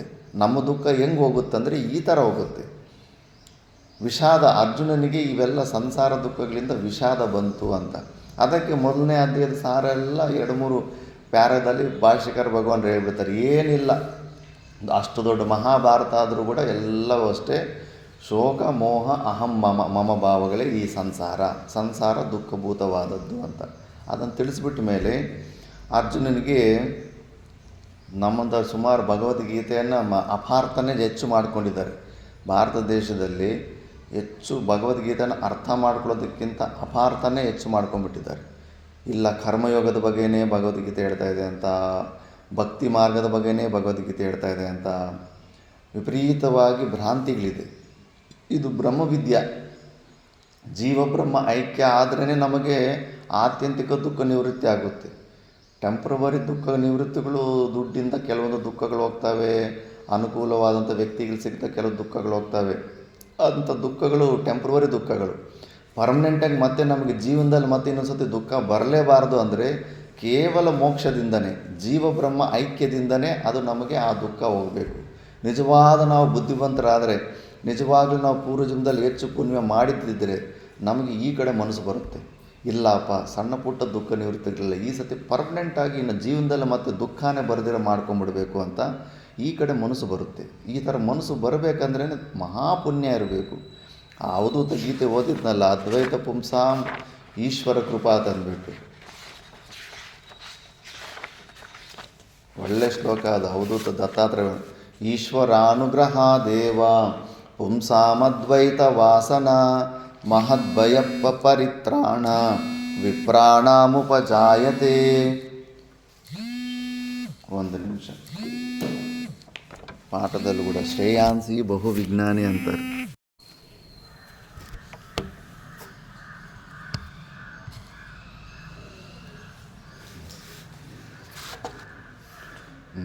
ಈಶ್ವರಾನುಗ್ರಹ ದೇವ ಪುಂಸಾಂ ಅದ್ವೈತ ವಾಸನ ಮಹದ್ಭಯ ಪರಿತ್ರಾಣ ವಿಪ್ರಾಣಾಂ ಉಪಜಾಯತೆ. ಈಶ್ವರನ ಅನುಗ್ರಹದಿಂದಲೇ ಮಾತ್ರ ಮನುಷ್ಯರಿಗೆ ಅದ್ವೈತ ವಾಸನ, ಈ ಭಾವನೆ, ನಾನು ವಿಚಾರ ಮಾಡಬೇಕು, ಶ್ರವಣ ಮನನ ನಿಧಿಧ್ಯಾಸನಗಳು ಇವೇ ಮೋಕ್ಷಕ್ಕೆ ಇಮಿಡಿಯೇಟ್ ಕಾರಣಗಳು. ಮಿಕ್ಕಿದ್ದೆಲ್ಲ ಕೂಡ ಸಹಕಾರಿ ಕಾರಣಗಳು. ಅವೆಲ್ಲ ಕೂಡ ಅಂತಃಕರಣ ಶುದ್ಧಿ ಸಲುವಾಗಿ, ನಿಷ್ಕಾಮ ಕರ್ಮಯೋಗ ಆಗಲಿ ಭಕ್ತಿ ಆಗಲಿ ಕೇವಲ ಅಂತಃಕರಣ ಶುದ್ಧಿಗೆ ಇಲ್ಲಿ ಕೂಡಿಸೋದಕ್ಕೆ ಮಾತ್ರನೇ. ಶ್ರವಣ ಮನ ನಿಧಿಧ್ಯಾಸನದಲ್ಲಿ ಮನಸ್ಸನ್ನು ತಯಾರು ಮಾಡೋದಕ್ಕೆ ಮಿಕ್ಕಿದ್ದು. ಅವುಗಳಿಗಿಂತ ಡೈರೆಕ್ಟ್ ಮೋಕ್ಷ ಯಾವತ್ತಿಗೂ ಬರೋದಿಲ್ಲ. ಇಡೀ ಭಗವದ್ಗೀತೆಯಲ್ಲಿ ಅದನ್ನು ಸ್ಪಷ್ಟವಾಗಿ ಹೇಳ್ಕೊಡ್ತಾರೆ. ಕರ್ಮಗಳು ಇನ್ನೂ ಬಂಧನಕ್ಕೆ ಕಾರಣ ಆಗುತ್ತೆ. ಒಳ್ಳೆಯದಾಗಲಿ ಕೆಟ್ಟದಾಗಲಿ, ಪುಣ್ಯಂ ವಲದು ಪಾಪಂ ವಲದು ರೆಂಡು ಜನ್ಮ ಹೇತುಲೆ ಅಂತ. ಕೇವಲ ಅಂತಃಕರಣ ಶುದ್ಧಿ ಸಲುವಾಗಿ ಮಾತ್ರನೇ ಇವು ಕೆಲಸಕ್ಕೆ ಬರ್ತವೆ. ಅದಕ್ಕೆ ಮನುಷ್ಯನಿಗೆ ಪರ್ಮನೆಂಟ್ ದುಃಖ ನಿವೃತ್ತಿ ಮಾಡ್ಕೋಬೇಕು ಅನ್ನೋದು ಬರಬೇಕು ಮನಸ್ಸಿನಲ್ಲಿ. ಬರ್ತಾ ಇಲ್ಲ. ಯಾವಾಗಲೂ ಸಣ್ಣ ಪುಟ್ಟ ಟೆಂಪ್ರವರಿ ಸೊಲ್ಯೂಷನ್ಸ್ ಬಗ್ಗೆನೇ ಯೋಚನೆ ಮಾಡ್ತಾ ಇರ್ತಾನೆ. ಟೆಂಪ್ರವರಿ ಯುಕ್ತಿಗಳೇ ಬಳಸ್ತಾ ಇರ್ತಾನೆ. ಎಷ್ಟು ಅನಾದಿ ಕಾಲದಿಂದ ಇವೆಲ್ಲ ಬಳಸ್ತಾ ಇದ್ದೀವಿ. ಒಂದು ಸತಿ ಆದರೂ ಬುದ್ಧಿಲಿ ಬರಬೇಕಲ್ಲ. ಮಾಡಿದ ತಪ್ಪನ್ನೇ ಮತ್ತೆ ಮತ್ತೆ ಮಾಡಿ ಬರ್ತಾ ಇರೋ ದುಃಖನೇ ಮತ್ತೆ ಮತ್ತೆ ಬರ್ತಾಯಿದೆ. ಏನೋ ಒಂದು ಉಪಾಯ ಕಂಡ್ಕೋಬೇಕಲ್ಲ, ದುಃಖ ಬರ್ದಿರ ಏನೋ ಒಂದು ಉಪಾಯ ಕಂಡ್ಕೋಬೇಕಲ್ಲ. ಫಸ್ಟ್ ಬುದ್ಧಿಯೆಲ್ಲ ವಿಚಾರ ಬರಬೇಕು. ವಿಚಾರ ಬರಬೇಕಂದ್ರೆ ಪುಣ್ಯ ಹೆಚ್ಚಿರಬೇಕು. ಪುಣ್ಯ ಹೆಚ್ಚು ಯಾರು ಮಾಡಿರ್ತಾರೋ ಅವರಿಗೆ ಈ ಥರ ಬುದ್ಧಿ ಬರುತ್ತೆ. ಪರಮಾತ್ಮ ಕೂಡ ಅವ್ರಿಗೆ ಅನುಕೂಲವಾಗಿ ನನ್ನ ಮಕ್ಕಳಿಗೆ ಆ ಎರೆಹುಳ ಥರ ಈ ಟ್ರ್ಯಾಪಲ್ಲಿ ಸಿಕ್ಕಾಕೋಬಾರ್ದು ಅಂದ್ಬಿಟ್ಟು ಕಷ್ಟಗಳು ಕೊಡ್ತಾನೆ. ಕಷ್ಟಗಳು ಕೊಟ್ಟರೇ ಈ ಕಡೆ ಬರ್ತಾರಂತ ಗೊತ್ತು ಪರಮಾತ್ಮನಿಗೆ. ಅನನುಕೂಲ ಪರಿಸ್ಥಿತಿಗಳು ತರಿಸ್ತಾನೆ. ಎಂಥ ವೈರಾಗ್ಯ ಅಂತ ತರಿಸ್ತಾನೆ ಅಂದರೆ, ಬೇಡಪ್ಪ ಇವತ್ತೇ ಶರೀರ ಬಿದ್ದೋಗ್ಬಿಡ್ಬೇಕು, ಸಾಕಾಗೋಗಿದೆ ನನಗೆ, ಇವೆಲ್ಲ ವಿಪರೀತವಾಗಿ ವರ್ಸ್ಟಾಗಿದ್ದಾವೆ ಕಂಡೀಷನಲ್ಲಿ, ಈ ಪ್ರಪಂಚದಲ್ಲಿ ಇನ್ನೊಂದು ಸತಿ ಬರಲೇಬಾರ್ದಂತ. ಅಷ್ಟು ಎಷ್ಟು ಕಷ್ಟಗಳು ಬರ್ತಾವೋ ಅಷ್ಟು ವೈರಾಗ್ಯ ದೃಢ ಆಗುತ್ತೆ. ಅದು ಕೃಪಾ, ಈಶ್ವರನ ಕೃಪೆ ಇರಬೇಕು. ಆವಾಗ ಏನು ಶ್ರವಣ ಮನ ನಿಧಿಧ್ಯಾಸನ ಮಾಡ್ತಾಯಿರ್ತೀವೋ ಆವಾಗ ಅತ್ಯಂತ ವೈರಾಗ್ಯ ಬರುತ್ತೆ. ಅದು ಮಹದ್ ಭಯ ಪರಿತ್ರಾಣ. ಮಹತ್ವ ಅಂತ ಭಯ ನಮಗೆ. ಭಯ ಪಡ್ತಾನೆ ಅನಾದಿ ಕಾಲದಿಂದ ಹೆದರಿ ಆ ಹೆದರಿಕೆ ಅನ್ನೋದು ವಿಪರೀತವಾಗಿರುತ್ತೆ. ನೋಡ್ತಾ ಇರ್ತೀನಿ, ಪ್ರತಿ ಹೆಜ್ಜೆಯಲ್ಲೂ ಹೆದರಿಕೆ ಇರುತ್ತೆ. ಭಯ, ಎಲ್ಲರಿಗೂ ಭಯ. ಕೆಲಸ ಸ್ಟಾರ್ಟ್ ಮಾಡಬೇಕಂದ್ರೂ ಹೆದರ್ಕೊಂಡ್ಬಿಟ್ರೆ ಎಲ್ಲ. ನಾನು ನೋಡ್ತೀನಿ ಭಕ್ತರು, ಟ್ರಸ್ಟ್ ಮೆಂಬರ್, ಅಯ್ಯೋ ಅಷ್ಟು ದೊಡ್ಡ ಕೆಲಸ ಹೆಂಗಾಗುತ್ತೆ ಹಂಗೆ. ನಾನು ನೋಡ್ತೀನಿ ಎಷ್ಟು ಭಯ ಅನ್ನೋದು ಪ್ರತಿಯೊಂದು ವಿಷಯದಲ್ಲಿ ಹೆಜ್ಜೆಗೂ ಎಷ್ಟು ತುಂಬೋಗ್ಬಿಟ್ಟಿದೆ ಅಂತ. ಮಹಾ ಅಂದರೆ ಏನಾಗುತ್ತೆ? ಮೃತ್ಯು. ಸಾವಿಗಿಂತ ದೊಡ್ಡ ಭಯ ಯಾವುದಾದ್ರೂ ಇದೆಯಾ? ಇಲ್ಲ. ಮಹಾ ಅಂದರೆ ಸತ್ತೋಗ್ತೀವಿ. ನಮಗೆ ಸಾವೇ ಇಲ್ಲ ಅಂತ ತಿಳ್ಕೊಂಡಿರೋವನ್ನು ಏತಕ್ಕೆ ಭಯ ಪಡಬೇಕು? ಪ್ರತಿ ವಿಷಯದಲ್ಲಿ ಯಾವುದಕ್ಕೂ ಕೂಡ ಭಯ ಅನ್ನೋದು ಒಂದು ಲೇಷ ಮಾತ್ರ ಕೂಡ ಬರಬಾರ್ದು. ಏನೂ ಇಲ್ಲ. ನಮ್ಮ ಸ್ವರೂಪಕ್ಕಿಂತ ಈ ಪ್ರಪಂಚದಲ್ಲಿ ಇಂಪಾರ್ಟೆಂಟ್ ಆಗಿರೋ ಅಂಥ ವಸ್ತುನೂ ಇಲ್ಲ, ವ್ಯಕ್ತಿನೂ ಇಲ್ಲ. ನಮ್ಮ ಆತ್ಮ ಒಳಗಡೆ ಇರೋ ಪರಮಾತ್ಮ ಸ್ವರೂಪ ಏನಿದೆ ಅದಕ್ಕಿಂತ ಹೆಚ್ಚು ಇಂಪಾರ್ಟೆಂಟ್ ವಸ್ತು ಹೊರಗಡೆ ಏನೂ ಇಲ್ಲವೇ ಇಲ್ಲ. ಧೈರ್ಯ ಇರಬೇಕು. ಅಂಥ ಧೈರ್ಯ ಮಹದ್ ಭಯ ಪರಿತ್ರಾಣ. ಅಂಥ ಮಹಾಭಯ ಹೋಗಬೇಕಂದ್ರೆ ನಿಮಗೆ ಆತ್ಮಜ್ಞಾನದಿಂದಲೇ ಅದ್ವೈತ ವಾಸನ, ಜೀವ ಬ್ರಹ್ಮ ಐಕ್ಯದ ಜ್ಞಾನದ ಬಗ್ಗೆ ಯಾರಿಗೆ ಆ ಕಡೆ ಒಲವಿರುತ್ತೋ, ಸ್ವಲ್ಪ ಪರೋಕ್ಷ ಜ್ಞಾನ ಇರುತ್ತೋ, ಆ ಪರೋಕ್ಷ ಜ್ಞಾನನ ಅಪರೋಕ್ಷ ಜ್ಞಾನ ಮಾಡಿಕೊಳ್ಳೋ ಪ್ರಯತ್ನದಲ್ಲಿ ಯಾರಿರ್ತಾರೋ ಅವ್ರಿಗೆ ಭಯ ಹೋಗುತ್ತೆ. ಇಲ್ಲ ಅಂದರೆ ಹೆಜ್ಜೆಗೂ ಹೆದರಿ ಜೀವನ ನಡೆಸಬೇಕಾಗ್ತಾ ಇರುತ್ತೆ. ನಮ್ಮ ತಾತ ಗುರುಗಳು 79ನೇ ವಯಸ್ಸಿನಲ್ಲಿ 79 ಇಯರ್ಸ್ 13 ಆಶ್ರಮಗಳಿದೆ ಸುಮಾರು. ಒಂದು ಕರೆಂಟ್ ಲೇದು ಸ್ಪೀಕರ್ ಅಂಥ ವಯಸ್ಸಿನಲ್ಲಿ 79 ವರ್ಷದಲ್ಲಿ 13 ಬ್ರ್ಯಾಂಚ್ಗಳಿದ್ದರೂ ಕೂಡ 2000 ಕೋಟಿ ಮೇಲೆ ಆಸ್ತಿ ಇರುತ್ತೆ. ಅದು ಆ ವಯಸ್ಸಿನಲ್ಲಿ ನಾವೆಲ್ಲ ಏನು ಮಾಡ್ತೀವಿ? ಹೆದರಿಕೆಗೆ, ವೃದ್ಧಾವಸ್ಥೆದ ಹೆದರಿಕೆಗೆ. ಅಲ್ಲೂ ಕೂಡ ಭಯ ಇದ್ದವನು ಹೋಗಲ್ಲ ಎಲ್ಲೂ. ಯಾವುದೋ ಒಂದು ರೂಮೋ, ಒಂದು ಫಿಕ್ಸ್ಡ್ ಡೆಪಾಸಿಟೋ, ಅನುಕೂಲವಾಗಿ ಸೇವೆ ಮಾಡೋ ಅಂಥವ್ರ ಹತ್ರನೋ ಎಲ್ಲ ಅನುಕೂಲದ ಸೆಟ್ಟಿಂಗ್ ಮಾಡ್ಕೊಂಡ್ಬಿಟ್ಟು ಹೆದರಿಕೆಗೆ ಹೊರಗಡೆ ಪರಿವ್ರಾಜಕ ಜೀವನ ಮಾಡಿದ್ರೆ ಎಲ್ಲ ಪರಾಧೀನತೆ ಇರುತ್ತೆ ಆ ವಯಸ್ಸಿನಲ್ಲಿ ಅಂದ್ಬಿಟ್ಟು ಹೋಗೋದಿಲ್ಲ. ಅವರು ಅಂಥ ಸಮಯದಲ್ಲಿ ನಮ್ಮ ಗುರುಗಳಿಗೆ ಆಶ್ರಮನ ಬಿಟ್ಟುಬಿಟ್ಟಿದ್ದು 2 ವರ್ಷ ನೋಡಿದ್ದಾರೆ. ಇವನು ಯೋಗ್ಯವಾಗಿದ್ದಾನೆ, ನೋಡ್ಕೊಂಡು ಹೋಗೋದಕ್ಕೆ ಸಾಮರ್ಥ್ಯ ಇದೆ ಅಂತ ಗೊತ್ತಾದ ಮೇಲೆ 3ನೇ ವರ್ಷದಲ್ಲಿ ಒಂದು ದಿವಸ ಬಟ್ಟೆ ಹಾಕ್ಬಿಟ್ಟು ಗಂಟು ಮುಟ್ಟೆ ಕಟ್ಕೊಂಡು ಕಟ್ಟಿಗೆ ಹೆಗಲ ಮೇಲೆ ಹಾಕ್ಕೊಂಡು ಅಜ್ಞಾತವಾಸ, ಯಾರಿಗೂ ಹೇಳೇ ಇಲ್ಲ ಎಲ್ಲಿ ಹೋಗ್ತಾ ಇದ್ದೀನಿ ಏನು ಅಂತ. ಮತ್ತೆ 3.5 ವರ್ಷ ತನಕ ಯಾರಿಗೂ ಕಾಣಿಸ್ಲೇ ಇಲ್ಲ. ಹೆಂಗೆ ಗಂಗಾ ನದಿ ಕಿನ್ನಾರೆ ಭಿಕ್ಷಾಟನೆ ಮಾಡಿಕೊಂಡು ಊರಿಗೆ ಹೋಗಿ ಆ ಥರ ಜೀವನ ನಡೆಸಿದ್ದಾರೆ. ಆ ಧೈರ್ಯ ಮಿಕ್ಕಿದವ್ರಿಗೆ ಯಾಕೆ ಬರ್ತಾ ಇಲ್ಲ? ಮಿಕ್ಕಿದವರು ಮಂಡಲೇಶ್ವರ್ಗಳು ಅವರು ಪಾಠಗಳು ಹೇಳ್ತಾ ಇದ್ದಾರೆ, ಹಿಂಗೆ ಮಾಡ್ತಾ ಇದ್ದಾರೆ. ಆ ಒಂದು ಸ್ಟೆಪ್ಪು ಯಾಕೆ ಬರಲ್ಲ ಅಂದರೆ ಹೆದರಿಕೆ. ಆ ಭಯ ಅನ್ನೋದು ಕೇವಲ ಇನ್ಫಾರ್ಮೇಷನ್ ರೂಪಲ್ಲಿರೋ ಜ್ಞಾನ ಇಟ್ಕೊಂಡ್ರೆ ಆ ಭಯ ಹೋಗೋದಿಲ್ಲ. ಯಾವತ್ತಿದ್ರೂ ಹೆದರಬೇಕಾಗುತ್ತೆ. ಆಶ್ರಮದಲ್ಲಿ ಯಾರಾದರೂ ಸ್ವಲ್ಪ ವ್ಯತಿರೇಕವಾದರೂ ಕೂಡ ಹೆದರಿಕೆ ಆಗುತ್ತೆ. ಈ ವ್ಯತಿರೇಕ ಹೆಚ್ಚಾಗಿ ಮತ್ತೆ ಇವು ನನ್ನ ಆಶ್ರಮ ಬಿಡಿಸ್ತಾನ, ವಿಪರೀತವಾಗೆಲ್ಲ ನೋಡಿರೋದು ನಾವು ಆಶ್ರಮಗಳಲ್ಲಿ. ಆ ಹೆದರಿಕೆ ಜ್ಞಾನ ಇಲ್ಲ ಅಂದರೆ ಹೆಜ್ಜೆಗೂ ಪ್ರತಿ ಕ್ಷಣಕ್ಕೂ ಪ್ರತಿ ವಿಷಯದಲ್ಲೂ ಹೆದರಿಕೆ ಇರುತ್ತೆ. ಮತ್ತು ನಮಗೆ ಭಯ ಪಡೋದು ಯಾರಿಗಿಷ್ಟ ಇಷ್ಟ ಆಗುತ್ತೆ ಹೇಳಿ? ಹೆದರ್ಕೊಂಡು ಜೀವನ ನಡೆಸೋದು ಯಾರಿಗಾದರೂ ಇಷ್ಟ ಇರುತ್ತಾ? ಯಾರಿಗೂ ಇಷ್ಟ ಇರೋದಿಲ್ಲ. ಮತ್ತು ನಮಗೆ ಬೇಕಾಗಿರೋದು ಅಭಯ ಸ್ಥಿತಿ ಬರಬೇಕಂದ್ರೆ ಜೀವ ಬ್ರಹ್ಮ ಐಕ್ಯ, ಈ ಜ್ಞಾನದಿಂದಲೇ ಆತ್ಯಂತಿಕ ದುಃಖ ನಿವೃತ್ತಿ, ಮಹದ್ಭಯ ಪರಿತ್ರಾಣ. ಯಾರು ದತ್ತಾತ್ರೇಯ ಸ್ವಾಮಿಗಳು ಹೇಳ್ತಾ ಇದ್ದಾರೆ, ಮಹದ್ಭಯ ಅಂದರೆ ಯಾವುದಕ್ಕಿಂತ ಎಲ್ಲ ಭಯಗಳನ್ನು ತೊಳಿಸುವಂಥದ್ದು ಈ ಅದ್ವೈತ ವಾಸನ. ವಿಪ್ರಾಣ ಉಪಜಾಯತೆ. ಈಶ್ವರ ಅನುಗ್ರಹ ಅಂತ ಈಶ್ವರನ ಅನುಗ್ರಹದಿಂದಲೇ ಅದಕ್ಕೆ ಹೆಚ್ಚು ಪುಣ್ಯ ಕೆಲಸಗಳು ಮಾಡ್ಕೊತಾ ಇರಬೇಕು. ಪುಣ್ಯ ಕೆಲಸಗಳು ಮಾಡ್ಕೊಳ್ಳೋದಕ್ಕೆ ಯೋಚನೆಗಳು, ಪ್ಲ್ಯಾನಿಂಗ್ಗಳು, ಡಿಲೇಗಳು, ಪೋಸ್ಟ್ಪೋನ್ಗಳು ಮಾಡ್ಕೋಬಾರ್ದು. ಯಾವುದಾದ್ರೂ ಒಳ್ಳೆ ಕೆಲಸ ಮನಸ್ಸಲ್ಲಿ ಬಂತು ಮಾಡಬೇಕಂತ ಟಕ್ ಅಂತ ಮಾಡಿಬಿಡ್ಬೇಕು. ಸ್ವಲ್ಪ ಲೇಟು ಮಾಡಿದ್ರೂ ಕೂಡ ಮತ್ತೆ ಮಾಡೋಕ್ಕಾಗಲ್ಲ, ಮನಸ್ಸು ಚೇಂಜ್ ಆಗಿಬಿಡುತ್ತೆ. ಕರ್ಣನ ಎಕ್ಸಾಂಪಲ್ಲೇ ಬರುತ್ತೆ. ಒಂದು ಸತಿ ಏನೋ ಹಿಂಗೆ ಕೆಲಸ ಮಾಡ್ಕೊತಾ ಇರ್ತಾನೆ, ಒಬ್ಬ ಬ್ರಾಹ್ಮಣ ಬಂದು ಭಿಕ್ಷೆ ಬೇಡಿದ್ರೆ ಎಡಗೈಯಲ್ಲೇ ದಾನ ಕೊಟ್ಬಿಟ್ಟಿರ್ತಾನೆ. ಎಡಗೈಯಲ್ಲಿ ದಾನ ಕೊಡಬಾರ್ದು ಅಂತ ಗೊತ್ತಿಲ್ವ ನಿನಗೆ? ಹಂಗೆ ಹಿಂಗೆ ಅಂದರೆ, ಅಯ್ಯೋ ಗುರು ವಿಪ್ರರೇ, ಬ್ರಾಹ್ಮಣರೇ, ತಪ್ಪು ತಿಳ್ಕೊಬೇಡಿ, ನಾನು ಎಷ್ಟೋ ಸತಿ ನೋಡಿದ್ದೀನಿ, ಎಡಗೈಯಿಂದ ವಸ್ತು ಬಳಗೈಗೆ ಬರೋ ಅಷ್ಟು ಸ್ವಲ್ಪ ಸಮಯದಲ್ಲೇ ಮನಸ್ಸು ಬದಲಾವಣೆ ಆಗಿಬಿಟ್ಟು ಇಲ್ಲ ಅಂತ ಹೇಳ್ಬೇಕನ್ಸುತ್ತೆ, ಇಲ್ಲ ಅಂದರೆ ಮಾಡಬಾರ್ದು ಅಂತ ಯಾವುದೊಂದು ಕಾರಣ ಬಂದ್ಬಿಡುತ್ತೆ ಅಂತ. ಇದು ಪ್ರತಿಯೊಬ್ಬರ ಜೀವನದಲ್ಲಿ ಕೂಡ ಅಷ್ಟು ಸಮಯ ಗ್ಯಾಪ್ ಕೊಟ್ಟರು ಕೂಡ ಮನಸ್ಸು ಚೇಂಜ್ ಆಗಿಬಿಡುತ್ತೆ. ಅದಕ್ಕೆ ಒಳ್ಳೆಯ ಕೆಲಸಗಳು ಮಾಡಿದಾಗ ಹೆಚ್ಚು ಮಾಡಬೇಕು ಅಂದ್ಕೊಂಡಾಗ ಹೆಚ್ಚು ಕ್ಯಾಲ್ಕುಲೇಷನ್ ಕಡೆ ಹೋಗಬಾರ್ದು, ಟಕ್ ಅಂತ ಮಾಡಿಬಿಡ್ಬೇಕು. ಮತ್ತು ಮಾಡಿಬಿಡ್ಸೋದಿಲ್ಲ ಮಾಯೆ ನಿನ್ನ ಕೈಯಲ್ಲಿ. ಪುಣ್ಯ ಕೆಲಸಗಳು ಪರೋಪಕಾರ ಮಾಡಬೇಕಂದ್ರೂ ಕೂಡ ಮುಂಚೆ ಏನಾದರೂ ಪುಣ್ಯ ಇರಬೇಕು. ಇಲ್ಲ ಅಂದರೆ ಆ ಸ್ವಾರ್ಥ ಅನ್ನೋದು ಜೀವನದಲ್ಲಿ ಗೊತ್ತಾಗ್ಬಿಡ್ತು. ಒಬ್ಬ ಮನುಷ್ಯನ ಜೀವನ ಅವನು ಜೀವನಕ್ಕೆ ಬಿಟ್ಟು ಇನ್ನೊಬ್ಬರಿಗೆ ಒಂದು ಪೈಸಾ ಕೂಡ ಉಪಕಾರಕ್ಕೆ ಬರ್ತಾ ಇಲ್ಲ ಅಂದರೆ ಅವನು ಮಹಾ ಸ್ವಾರ್ಥ ಜೀವನ ನಡೆಸ್ತಾ ಇದ್ದಾನೆ ಅಂತ ಅರ್ಥ. ಯಾವುದೇ ರೀತಿಯಲ್ಲಿ ಅಂತಃಕರಣ ಶುದ್ಧಿ ಇಲ್ಲವೇ ಇರೋದಿಲ್ಲ. ಮಹಾನುಭಾವರು, ಜೀವನ್ಮುಕ್ತರ ಪುರುಷರು ಎಲ್ಲೇ ಸ್ಟಾರ್ಟಿಂಗ್ ಯಾವುದೇ ಜೀವನ್ಮುಕ್ತ ಪುರುಷನ ಚರಿತ್ರೆ ಓದಿ, ಅವ್ರ ಶರೀರದಿಂದ ಎಂಥ ಪರೋಪಕಾರಗಳು ನಡೆದಿರ್ತಾವೆ, ದೊಡ್ಡ ಲಿಸ್ಟೇ ಇರುತ್ತೆ. ಅದು ಪ್ರೂಫು. ಇವನು ಜೀವನ್ಮುಕ್ತಿ ಸ್ಥಿತಿಯಲ್ಲಿದ್ದು ಜೀವನ್ಮುಕ್ತಿ ಆನಂದದಲ್ಲಿದ್ದಾನಂದರೆ ಅವನು ಮುಂಚೆನೂ ಆ ಥರ ಪುಣ್ಯ ಕಾರ್ಯಗಳು ಮಾಡ್ಕೊಂಡಿದ್ದಕ್ಕೆ ಈಗಲೂ ಕೂಡ ಅವಿದ್ಯೆ ಲೇಷದಲ್ಲಿ ಕೂಡ ಅಷ್ಟೊಂದು ಪರೋಪಕಾರ ಕೆಲಸಗಳು ನಡೀತಾ ಇದ್ದಾವೆ ಅಂದ್ಬಿಟ್ಟು. ಇದು ನಾವು ನಮ್ಮ ಮೆಂಟಾಲಿಟಿ ಹೇಗಿದೆ, ಇನ್ನೊಬ್ಬರಿಗೆ ಪರೋಪಕಾರ ಮಾಡೋ ಅಂಥ ಮೆಂಟಾಲಿಟಿ ಇದೆಯಾ, ಇಲ್ಲ ಕೇವಲ ನನ್ನ ಸ್ವಾರ್ಥಿ ಥರ ನನ್ನ ಜೀವನ ನಡೆಸ್ಕೊಂಡು ಮುಂದೆ ಹೋಗ್ಬೇಕನ್ನೋ ಥರ ಇದೆಯಾ? ಯಾವ ಥರ ಇದೆ ನಮ್ಮ ಮೆಂಟಾಲಿಟಿ? ಇಲ್ಲ.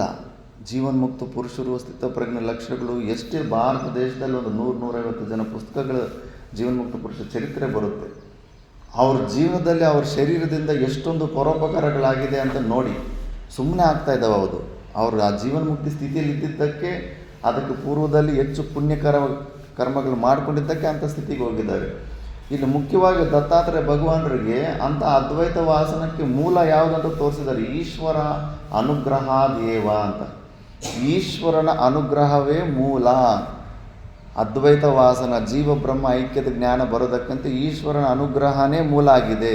ಮತ್ತು ಅಂಥ ಈಶ್ವರನ ಅನುಗ್ರಹ ಹೇಗೆ ಹೊಂದಬೇಕು? ನಾವು ಸುಮ್ಮನೆ ಮಾಡಿಬಿಡ್ತಾನೆ ಈಶ್ವರ ಅನುಗ್ರಹ. ಸುಮ್ಮನೆ ಅದು ಪ್ರಾರ್ಥಿಂಚೆ ಪೆದಾಲಕನ್ನು ಆದರಿಂಚೆ ಚೇತುಲ್ಯ ಗೊಪ್ಪ ಅಂತಾರಲ್ಲ, ಸುಮ್ಮನೆ ಸ್ತುತಿಗಳು ಮಾಡ್ಕೊಂಡ್ಬಿಟ್ಟು ಸ್ತುತಿ ಮಾಡಿದ್ರೂ ಕೂಡ ಪುಣ್ಯ ಬರುತ್ತೆ ಪರಮಾತ್ಮನಲ್ಲಿ.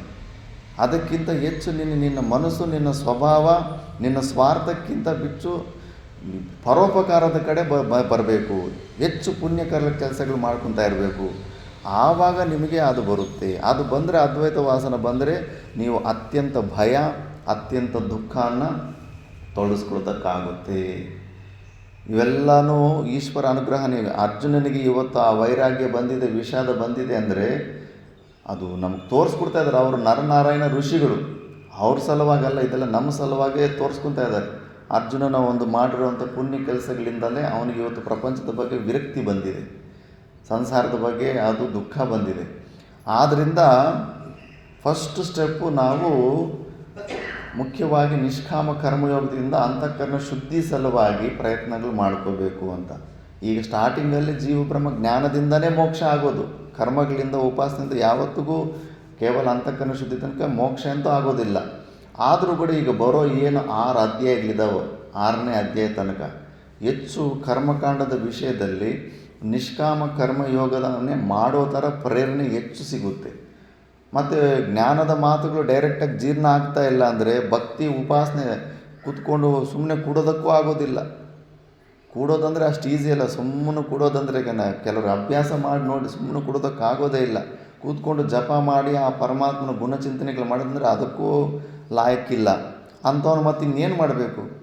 3ನೇ ಬೆಸ್ಟ್ ಏನಂದರೆ ನಿಷ್ಕಾಮ ಕರ್ಮಯೋಗ ಮಾಡು, ಸೇವೆ ಮಾಡ್ಕೊತಾ ಇರು. ಈಶ್ವರಾರ್ಪಣ ಬುದ್ಧಿಯಿಂದ ಫಲಾಪೇಕ್ಷೆಯನ್ನು ಬಿಟ್ಟುಬಿಟ್ಟು ಈಶ್ವರನ ಬುದ್ಧಿಯಿಂದ ನಿಷ್ಕಾಮ ಕರ್ಮಯೋಗ ಮಾಡಬೇಕು.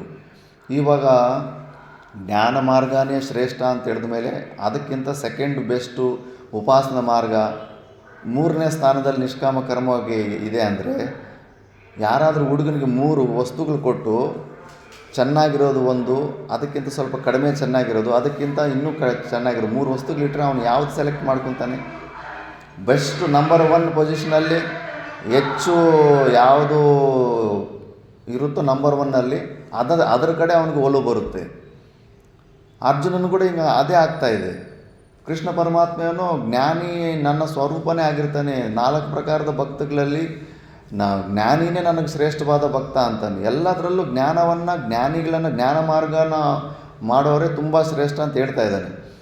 ಅರ್ಜುನನಿಗೇನೋ ನೀನು ಮಾತ್ರ ಕರ್ಮಯೋಗ ಮಾಡು ಅಂತ ಮೂರನೇದು ಕೆಲಸ ವರಷ್ಟಾಗಿರೋದು ಇದು ಹೇಳ್ತಾ ಇದ್ದಾನೆ. ಅದಕ್ಕೆ ಮತ್ತೆ ಇಂಥ ಪರಿಸ್ಥಿತಿ ಬರುತ್ತೆ ಅಂದ್ಬಿಟ್ಟಿದ್ದನು. ಮತ್ತು ಆ ನಿಷ್ಕಾಮ ಕರ್ಮಯೋಗ ಕೂಡ ಸಾಮಾನ್ಯದಲ್ಲ. ಮತ್ತು ನಿಷ್ಕಾಮ ಕರ್ಮ ಅವನ ಯೋಗ್ಯತೆ ಇಲ್ಲ ಅಂದರೂ ಅದು ಫಸ್ಟ್ ಬೆಸ್ಟೇ ಮಾಡಬೇಕಂತ ಅನ್ನಿಸ್ತಾ ಇರುತ್ತೆ ನಮಗೆ ಯಾವಾಗಲೂ. ಅಂಥ ಸಮಯದಲ್ಲಿ ಏನು ಯುಕ್ತಿ ಮಾಡಬೇಕಂದ್ರೆ ಶಾಸ್ತ್ರ ಕೂಡ ಇಲ್ಲ ನಿಷ್ಕಾಮ ಕರ್ಮಯೋಗದಿಂದ ಕೂಡ ಮೋಕ್ಷನೇ ಬರುತ್ತೆ ಅಂತ ಸ್ವಲ್ಪ ಅರ್ಥವಾದ ಅಂತಾರೆ, ಸ್ತುತಿ ಮಾಡ್ತಾರೆ, ಪ್ರೇರಣೆ ಮಾಡ್ತಾರೆ. ಸಣ್ಣ ಮಗು ಹಾಲು ಕುಡಿತಾ ಇರೋದಿಲ್ಲ, ಅವನಿಗೆ ಹಾಲು ಕುಡಿಸೋ ಥರ ಮಾಡಿಸ್ಬೇಕಂದ್ರೆ ಏನು ಮಾಡಬೇಕು? ನೀನು ಹಾಲು ಚೆನ್ನಾಗಿ ಕುಡಿಯಪ್ಪ, ಬೇಗನೆ ಮೀಸೆ ಬರ್ತಾವಂದ್ರೆ ಹೌದಾ ಮೀಸೆ ಬೇಗ ಬರ್ತಾವೆ ಅಂದ್ಬಿಟ್ಟಿದ್ದನು ಬೇಗ ಗುಡ್ಡು ಅಂತ ಹಾಲು ಕುಡಿತಾನೆ. ಅಷ್ಟು ಬೇಗನೆ ಕುಡಿದ್ರೆ ಮೀಸೆ ಏನು ಬರೋದಿಲ್ಲ, ಅದು ಸುಳ್ಳಾದರೂ ಕೂಡ ಅವನನ್ನು ಹಾಲು ಕುಡಿದ್ರೆ ಅವನಿಗೆ ಪೌಷ್ಟಿ ಬಂದು ಅವನ ಆರೋಗ್ಯಕ್ಕೆ ಒಳ್ಳೆಯದು ತಾನೆ, ಒಳ್ಳೆ ಕೆಲಸನೇ ತಾನೆ. ಮತ್ತು ಅದೇ ಥರ ಪ್ರೇರಣೆ ಅವ್ನಿಗೆ ಹಾಲು ಕುಡಿಯೋ ಥರ ಅರ್ಥವಾದ ವಾಕ್ಯ ಮೀಸೆ ಬರುತ್ತೆ ಅನ್ನೋದೊಂದು ಅರ್ಥವಾದ ವಾಕ್ಯ ಅಂತಾರೆ, ಸ್ತುತಿಪರಕವಾದಂಥ ವಾಕ್ಯ. ಅಂಥ ವಾಕ್ಯ ಕೇಳಿದ್ದಕ್ಕೆ ಅವನು ಹಾಲು ಕುಡಿಯೋದಕ್ಕೆ ಮುಂದೆ ಹೋದ್ನೇ ಇಲ್ಲ, ಟಕಟಕ ಅಂತ ಕುಡಿದ್ಬಿಟ್ನೇ ಇಲ್ಲ. ಅದೇ ಥರ ನಿಷ್ಕಾಮ ಕರ್ಮಯೋಗದಲ್ಲೂ ಕೂಡ ಜ್ಞಾನ ಮತ್ತು ಉಪಾಸನೆಯಲ್ಲಿ ಅಧಿಕಾರತ್ವ ಯೋಗ್ಯತೆ ಇಲ್ಲದೇ ಇರೋಂಥ ವ್ಯಕ್ತಿಗೆ ನಿಷ್ಕಾಮ ಕರ್ಮಯೋಗದಲ್ಲೂ ಕೂಡ ಅವನಿಗೆ ಆ ಕೆಲಸ ಮಾಡೋದಕ್ಕೆ ಪ್ರೇರಣೆ ಸಿಗಬೇಕಂದ್ರೆ ನಿಷ್ಕಾಮ ಕರ್ಮಯೋಗನ ಕೂಡ ಹೊಗಳಬೇಕು. ನಾವು ಯಾವ ಕೆಲಸನ ಹೊಗಳ್ತೀವೋ ಅದನ್ನು ಜನರು ಮಾಡೋದಕ್ಕೆ ಇಷ್ಟಪಡ್ತಾರೆ. ನಿಕೃಷ್ಟ ಅಂತ ತೋರಿಸೋ ಕೆಲಸದಲ್ಲಿ ಹೋದ್ರೆ ಅವನು ಮಾಡೋದಿಲ್ಲ, ಅವನಿಗೆ ಜ್ಞಾನಯೋಗಕ್ಕೆ ಯೋಗ್ಯತೆಯೂ ಇಲ್ಲ. ನಿಷ್ಕಾಮ ಕರ್ಮಯೋಗನ ನೀನು ನಿಂದೆ ಮಾಡಿಬಿಟ್ಟು ಅದು ಕಡಿಮೆ ಲೆವೆಲ್ದು ಅಂತ ಹೇಳ್ಬಿಟ್ರೆ ಅವನು ಅಲ್ಲಿ ಜ್ಞಾನನೂ ಹೊಂದೋದಿಲ್ಲ, ಇಲ್ಲಿ ನಿಷ್ಕಾಮ ಕರ್ಮಯೋಗೋದಿಲ್ಲ, ಸೋಂಬೇರಿ ಥರ ಇದ್ದು ಮೈಗಳತನ ಬಂದ್ಬಿಡುತ್ತೆ ಅವನಿಗೆ. ಇದು ದೊಡ್ಡ ಪ್ರಾಬ್ಲಮ್. ಸಾಧು ಸಮಾಜದಲ್ಲಿ ನೋಡ್ತೀವಿ, ಜ್ಞಾನಯೋಗಕ್ಕೆ ಅಧಿಕಾರಿತ್ವ ಇಲ್ಲವೇ ಇಲ್ಲ, ಅಂತಃಕರಣ ಶುದ್ಧಿ ಇಲ್ಲವೇ ಇಲ್ಲ. ಪುಣ್ಯ ಕರ್ಮಗಳು ಮಾಡೋವಂಥ ಅಭ್ಯಾಸ ಒಂದು ಚೂರು ಕೂಡ, ಒಂದು ಲೇಷ ಮಾತ್ರ ಕೂಡ ಕಾಣಿಸ್ತಾನೆ ಇರೋದಿಲ್ಲ. ಸ್ವಾರ್ಥ ಹೆಜ್ಜೆಗೂ ಬೆಳಗ್ಗೆಯಿಂದ ಸಾಯಂಕಾಲ ತನಕ ಕೇವಲ ಸ್ವಾರ್ಥ ಬುದ್ಧಿಯಿಂದ ಜೀವನ ನಡೆಸ್ತಾ ಇದ್ದಂಥವ್ರು ಎಷ್ಟೋ ಜನ ನೋಡ್ತಾ ಇರ್ತೀವಿ. ಒಂದು ವೇಳೆ ಅಂತಃಕರಣ ಶುದ್ಧಿ ಇದ್ದರೆ ಶ್ರವಣ ಮನನ ನಿಧಿಧ್ಯಾಸದಲ್ಲಿ ಮನಸ್ಸು ಒಳಗಿರಬೇಕು, ಹೇಳ್ತಿರೋ ಮಾತುಗಳು ಚೆನ್ನಾಗಿ ಜೀರ್ಣ ಆಗ್ತಾ ಇರಬೇಕು. ಆವಾಗ ಅದು ಪ್ರೂಫ್ ಸಿಗುತ್ತೆ, ಈತನು ಪೂರ್ವ ಜನ್ಮದಲ್ಲಿ ಹೆಚ್ಚು ಮಾಡ್ಕೊಂಬಂದಿದೆ, ಈ ಜನ್ಮದಲ್ಲಿ ಹೆಚ್ಚು ಮಾಡಬೇಕಾಗಿದ್ದರೂ ಕೂಡ ಆ ಕೋಟ ಮುಗಿದೋಗ್ಬಿಟ್ಟಿದೆ. ಪುಣ್ಯಕರ್ಮಗಳು ಮಾಡ್ಕೊಂಬಿಟ್ಟು ಅಂತಃಕರಣ ಶುದ್ಧಿಯನ್ನು ಒಂದು ಅಟ್ಲೀಸ್ಟ್ ಶ್ರವಣ ಮನನ ನಿಧಿಧ್ಯಾಸ ಚೆನ್ನಾಗಿ ರಿಸೀವ್ ಮಾಡಿ ಅದರ ಬಗ್ಗೆ ಚಿಂತನೆ ಮಾಡೋಷ್ಟು ಸಾಮರ್ಥ್ಯ ಹೊಂದಿದೆ ಅಂದರೆ ಆ ಕೋಟ ಮುಗಿದೋಗ್ಬಿಟ್ಟಿದೆ ಅಂತ. ಇಲ್ಲಿ ನೋಡ್ತೀವಿ, ಶ್ರವಣ ಮನನ ನಿಧಿಧ್ಯಾಸದಲ್ಲಿ ಕೂಡೋಕ್ಕೆ ಮನಸ್ಸೂ ಇಲ್ಲ. ಅವನು ಯಾವುದೋ ಸ್ವಲ್ಪ ಪುಸ್ತಕದಲ್ಲಿ ಇನ್ಫಾರ್ಮೇಷನ್ ತೊಗೊಂಬಿಟ್ಟು ದೊಡ್ಡ ಜ್ಞಾನಿ ಅಂತ ಫೀಲ್ ಆಗಿಬಿಡ್ತಾ ಇರ್ತಾನೆ, ಜೀರ್ಣನೂ ಆಗ್ತಾ ಇರಲ್ಲ. ಮತ್ತು ಅವನು ಕರ್ಮಗಳನ್ನು ಬಿಟ್ಬಿಟ್ಟಿರ್ತಾನೆ. ನರಕನೇ, ಸೀದಾ ಡೈರೆಕ್ಟ್ ನರಕನೇ. ಪರಾನ್ನ ತಿಂದು ಇನ್ನೊಬ್ಬರು ನೋಡ್ತಾ ನೀವೇ ಸಮಾಜದಲ್ಲಿ ಅಕ್ಕಿ ಸಂಪಾದನೆ ಮಾಡಬೇಕಂದ್ರೆ, ಅಡುಗೆ ಸಂಪಾದನೆ ಎಷ್ಟು ಪರಿಶ್ರಮ ಇರುತ್ತೆ, ಎಷ್ಟು ಬೆವರು ಸುರಿಸಬೇಕು. ಯಾರೋ ಒಬ್ಬರು ಪರಿಶ್ರಮ ಹೊಲ ಗದ್ದೆಯಲ್ಲಿ ಪರಿಶ್ರಮ ಮಾಡಿದ್ರೆ ತಾನೇ ತಿನ್ನೋ ತಿಂಡಿ ಹೊರಗಡೆ ಬರೋದು ರೂಮ್ ತನಕ. ಅಷ್ಟರ ಜನರ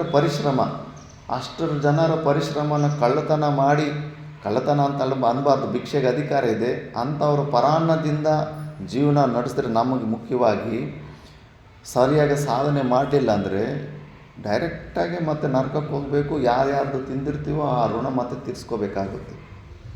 ಇವೆಲ್ಲ ಮನಸ್ಸಲ್ಲಿ ಇಟ್ಕೋಬೇಕು. ಅದಕ್ಕೆ ಫಸ್ಟು ಸ್ಟೆಪ್ಪುಗಳು ಏನಿದೆ, ಪ್ರೀವಿಯಸ್ ಸ್ಟೆಪ್ಪುಗಳು. ಈಗ ಭಗವದ್ಗೀತೆಯಲ್ಲಿ ನಿಮಗೆ ಬಚ್ಚಿಡೋದಿಲ್ಲ ಜ್ಞಾನ ಕಂಪ್ಲೀಟ್ ಡೀಟೇಲಾಗಿ. ಮಿಕ್ಕಿದ ಕಡೆಯಲ್ಲಿ ನೀನು ಫೀಸು ಕಟ್ಟಿದ ಮೇಲೆ ನಿನಗೆ ಇನ್ನೊಂದು ನೆಕ್ಸ್ಟ್ ಸಬ್ಜೆಕ್ಟ್ ಹೇಳ್ತೀನಿ ಅನ್ನೋದಿಲ್ಲ, ಕಂಪ್ಲೀಟ್ ಹೇಳ್ಬಿಡ್ತಾರೆ ನಿನಗೆ. ನಿಷ್ಕಾಮ ಕರ್ಮಯೋಗದ ಬಗ್ಗೆ, ಭಕ್ತಿ ಮಾರ್ಗದ ಬಗ್ಗೆ, ಮತ್ತು ಜ್ಞಾನ ಮಾರ್ಗದ ಬಗ್ಗೆ ಕೂಡ ಇನ್ಫಾರ್ಮೇಷನ್ ಮುಚ್ಚಿಡೋದಿಲ್ಲ. ಆವಾಗ ಇದೆಲ್ಲ ಇನ್ಫಾರ್ಮೇಷನ್ ಬಂದಮೇಲೆ ನಾವು ತಿಳ್ಕೋಬೇಕು. ಈ ಜ್ಞಾನದ ಮಾತು ಕೇಳಿದ ಮೇಲೆ ನನಗೆ ನಿರ್ವಿಕಲ್ಪ ಸಮಾಧ ಸ್ಥಿತಿಯಲ್ಲಿ ಕೂಡುವಂಥ ಸ್ಥಿತಿ ಬಂದಿಲ್ಲ. ಬಂದಿಲ್ಲ ಅಂದಮೇಲೆ ಮತ್ತೆ ಕೆಳಗಡೆ ಸ್ಟೆಪ್ಗಳು ಹೋಗ್ಬೇಕು, ಅಲ್ಲೇ ಏನೋ ರಿಪೇರಿ, ಅಲ್ಲೇ ಏನೋ ಮಿಸ್ ಮಾಡಿದ್ದೀವಿ ನಾವು ಅಂತ. ಇಲ್ಲ ಉಪಾಸನೆ ಸರಿಯಾಗಿ ಮಾಡಿಲ್ಲ, ಇಲ್ಲ ನಿಷ್ಕಾಮ ಕರ್ಮಯೋಗ ಸರಿಯಾಗಿ ಮಾಡಿಲ್ಲ, ಅಂತಃಕರಣ ಶುದ್ಧಿಯಲ್ಲಿ ಏನೋ ಕಡಿಮೆ ಇದೆ ಅಂದ್ಬಿಟ್ಟು ನಮಗೆ ನಾವು ಆ ಫ್ರೀಡಮ್ ಶಾಸ್ತ್ರಕ್ಕೆ ನಮ್ಮಿಂದ ಏನು ಈ ಕೃಷ್ಣ ಪರಮಾತ್ಮ ಹೀಗೆ ನಮ್ಮ ಹತ್ರ ನಾವು ಮಾಡೋದ್ರಿಂದ ಅವ್ರಿಗೇನಾದ್ರೂ ಪ್ರಯೋಜನ ಸಿಗುತ್ತಾ? ವ್ಯಾಸ ಭಗವಾನರಿಗೆ ನಮ್ಮಿಂದ ಏನಾದರೂ ಪ್ರಯೋಜನ ಸಿಗುತ್ತಾ? ಅವ್ರು ಓದಿರೋ ಪುಸ್ತಕನ ಕೊಟ್ಟರೆ. ಆದರೂ ಕೂಡ ಅವ್ರು ಈ ಥರ ಎಲ್ಲ ಯಾಕೆ ಪ್ರೇರಣೆ ಕೊಡ್ತಿದ್ದಾರೆ ಅಂದರೆ ನಮ್ಮ ಸಲುವಾಗಿ. ಇಲ್ಲಾಂದರೆ ಸುಮ್ಮನೆ ಇನ್ಫಾರ್ಮೇಷನ್ ತಿಳ್ಕೊಂಬಿಟ್ರೆ ಜೀವ ಬ್ರಹ್ಮ ಐಕ್ಯದ್ದು ಅದು ಫಲೀಭೂತವಾಗೋದಿಲ್ಲ. ಮುಖ್ಯವಾಗಿ ನಿನಗೆ ಆತ್ಯಂತಿಕ ದುಃಖ ನಿವೃತ್ತಿ ಆಗೋದಿಲ್ಲ. ದುಃಖ ಅನುಭವಕ್ಕೆ ಬರ್ತಾ ಇದೆ, ಹೆದರಿಕೆ ಇನ್ನೂ ಆಗ್ತಾಯಿದೆ, ಎಷ್ಟೋ ವಿಷಯಗಳಲ್ಲಿ ಹೆದರಿಕೆ ಆಗ್ತಾಯಿದೆ, ದುಃಖನೂ ಟಚ್ ಆಗ್ತಾಯಿದೆ ಅಂದರೆ ಇನ್ನೂ ಜ್ಞಾನ ಆಗಿಲ್ಲ ಅಂತ ಅರ್ಥ. ಮತ್ತು ರಿಪೇರಿಗಳು ಮಾಡ್ಕೋಬೇಕು, ಎಲ್ಲಿ ಹೋಗಿ ಚೆಕ್ ಮಾಡ್ಕೋಬೇಕಂತ. ಮತ್ತು ಸುಮಾರು ಜನ ಮತ್ತು ಈ ವೇದಾಂತದಲ್ಲೇ ಏನು ನಿಜವಾಗ್ಲೂ ಸಾರ ಇಲ್ಲ ಅನಿಸ್ಬಿಡುತ್ತೆ ಅಂತ ವೇದಾಂತನೇ ಬಿಟ್ಬಿಡ್ತಾರೆ. ಅವರಲ್ಲಿ ಅಧಿಕಾರತ್ವ ಇದೆ, ನನ್ನಲ್ಲೇನೋ ಕಡಿಮೆ ಇದೆ, ನನ್ನಲ್ಲಿ ಅಂತಃಕರಣ ಶುದ್ಧಿ ಇಲ್ಲ ಅಂತ ಆ ಕಡೆ ಮನಸ್ಸು ಹೋಗೋದಿಲ್ಲ. ಈ ವೇದಾಂತದಲ್ಲೇ ಏನು ಮೋಕ್ಷಕ್ಕೆ ಆತ್ಯಂತಿಕ ದುಃಖ ನಿವೃತ್ತಿ ಹೋಗುವಂಥದ್ದು ಈ ಸಾಧನೆಯೇ ಸರಿ ಇಲ್ಲ ಅನ್ನೋ ಥರ ಇದನ್ನೇ ಬಿಟ್ಬಿಡ್ತಾರೆ. ಇಷ್ಟೊಂದೆಲ್ಲ ಇದಾಗುತ್ತೆ. ಆದ್ದರಿಂದನೇ ಇವೆಲ್ಲ ನಮ್ಮ ಸಮಸ್ಯೆಗಳೇ ಅಂತ ಕೃಷ್ಣ ಪರಮಾತ್ಮನಿಗೆ ಅರ್ಜುನನನ್ನು ನಿಮಿತ್ತವಾಗಿಟ್ಟುಕೊಂಡು ನಮಗೆ ಇದನ್ನೆಲ್ಲ ತೋರಿಸ್ಕೊಡ್ತಾ ಇದ್ದಾನೆ. ಮತ್ತು ಮುಖ್ಯವಾಗಿ ಇವಾಗ ನೆಕ್ಸ್ಟು ಶ್ಲೋಕದ 11ನೇ ಶ್ಲೋಕದಿಂದ ತ್ವಂ-ಪದಾರ್ಥ ಶೋಧನೆ ಆಗುತ್ತೆ. ತತ್ವಮಸಿ ಅನ್ನೋದು ಮಹಾವಾಕ್ಯ. ತತ್ವಮಸಿ ಅನ್ನೋದು ಮಹಾವಾಕ್ಯ. ಈ ಮಹಾವಾಕ್ಯದಲ್ಲಿ 3 ಪದಗಳಿರ್ತವೆ. ತತ್ತು, ತ್ವಮ್ಮು, ಅಸಿ ಅಂತ. ಅಸಿ ಅನ್ನೋದು ಕ್ರಿಯಾಪದ, ಆಗಿದೆಯಾ ಅಂತ. ತ್ವಮ್ ಅಂದರೆ ನೀನು ಅಂತ ಅರ್ಥ. ಇದು ಉಪನಿಷತ್ತು ನಮ್ಗೆ ಡೈರೆಕ್ಟಾಗಿ ಉಪದೇಶ ಮಾಡ್ತಾಯಿದೆ. ತ್ವಮ್ ಅಂದರೆ ನೀನು, ತತ್ ಅಂದರೆ ಆ ಪರಮಾತ್ಮ. ತತ್ ಅಂತ ದೂರದಲ್ಲಿರೋ ವಸ್ತುವನ್ನು ಕರೆದು ಅದು ಅಲ್ಲಿದೆ ಅಲ್ಲ, ಅಲ್ಲಿದೆ ಅಂತ. ಅಲ್ಲಿನ ವಸ್ತು, ದೂರದಲ್ಲಿರೋ ವಸ್ತುವನ್ನು ತತ್ ಶಬ್ದ ಅಂತಾರೆ. ನೀನು ಆ ಪರಮಾತ್ಮನೇ. ಅಸಿ ಅಂದರೆ ಆಗಿದೆಯಾ. ನಾವೇನು ಜೀವ ಅಂತ ಅಂದ್ಕೊಂಡಿರ್ತೀವೋ ನಮಗೆ ಉಪನಿಷತ್ತು ಉಪದೇಶ ಮಾಡ್ತಾಯಿದೆ, ನೀನು ಆ ಪರಮಾತ್ಮನೇ ಆಗಿದ್ದೀಯಾ ಅಂತ. ಐಕ್ಯ ಜ್ಞಾನ ಏನು ಇವಾಗ ನಾವು ಜೀವ ಬ್ರಹ್ಮ ಐಕ್ಯದ ಬಗ್ಗೆ ಮಾತಾಡೋದು ಸೇರೋ ಥರ ಮಾಡಿಕೊಂಡು ಈ ಥರ ಉಪದೇಶ ಮಾಡುತ್ತೆ ಶಾಸ್ತ್ರ. ಇವಾಗ ಅದನ್ನೇ ತ್ವಂ ಪದಾರ್ಥ ವಿವೇಚನೆ ಅಂತಾರೆ. ತ್ವಮ್ ಅಂದರೆ ನೀನು ಅಂತ ಶಾಸ್ತ್ರ ನಮ್ಮನ್ನು ತೋರಿಸ್ತಲ್ಲ. ನಾನು ಅಂದರೆ ನಾವು ಏನು ಅಂದ್ಕೊಂಡ್ಬಿಟ್ಟಿದ್ದೀವಿ, ಕೈ, ಕಾಲು, ಕಣ್ಣು ಇದೆಲ್ಲನೂ ಸೇರಿಸ್ಕೊಂಡು ನಾನು ಅಂತ ಅಂದ್ಕೊಂಡಿದ್ದೀವಿ. ಅದಕ್ಕೆ ಇವಾಗ ಶಾಸ್ತ್ರ ನಮಗೇನು ಹೇಳುತ್ತೆ, ನೋಡಪ್ಪ ನೀನು ಕೂದಲು, ಉಗುರು, ಕಣ್ಣು, ಕಾಳು ಇರೋ ಇಷ್ಟೆಲ್ಲ ನೀನಲ್ಲ. ಅದರ ಸ್ವಲ್ಪ ಫಿಲ್ಟ್ರ್ ಮಾಡು. ಫಿಲ್ಟ್ರ್ ಮಾಡಿದ್ರೆ ಸಪ್ರೇಟ್ ಮಾಡು. ಅಕ್ಕಿಯಲ್ಲಿ ಕಲ್ಲುಗಳು ಬಿದ್ದಿದ್ರೆ ಆ ಕಲ್ಲನ್ನು ಸಪ್ರೇಟ್ ತೆಕ್ಕೊಂಡು ಅಕ್ಕಿನ ಒಂದು ಕಡೆ ಹಾಕ್ಕೊಂತೀವಲ್ಲ, ಅದನ್ನು ವಿವೇಕ ಅಂತಾರೆ. ಯಾವುದೇ 2-3 ವಸ್ತುಗಳನ್ನು ಮಿಕ್ಸ್ ಆಗಿರೋ ವಸ್ತುಗಳನ್ನು ಸಪ್ರೇಟ್ ಮಾಡೋದನ್ನು ವಿವೇಕ ಅಂತಾರೆ. ಇದು ನಾವು ಮಾಡೋದಂದರೆ ತತ್ವ ವಿವೇಕ ಅಂತಾರೆ. ನಾವು ನಮ್ಮ ಒಳಗಡೆ ಪರಮಾತ್ಮ ಇದ್ದಾನೆ, ಆ ಪರಮಾತ್ಮನ ಮತ್ತು ಜೀವಾತ್ಮ ಅನ್ನೋ ಒಂದು ಕಳ್ಳಿದೆ. ಪರಮಾತ್ಮ ಅನ್ನೋ ಅಕ್ಕಿಯಲ್ಲಿ ಜೀವಾತ್ಮ ಅನ್ನೋ ಒಂದು ಕಳ್ಳಿದೆ. ಆ ಜೀವಾತ್ಮ ಅನ್ನೋ ಕಲ್ಲನ್ನು ಆ ಅಕ್ಕಿಯಿಂದ ತೆಕ್ಕೊಂಬಿಡ್ಬೇಕೀಗ.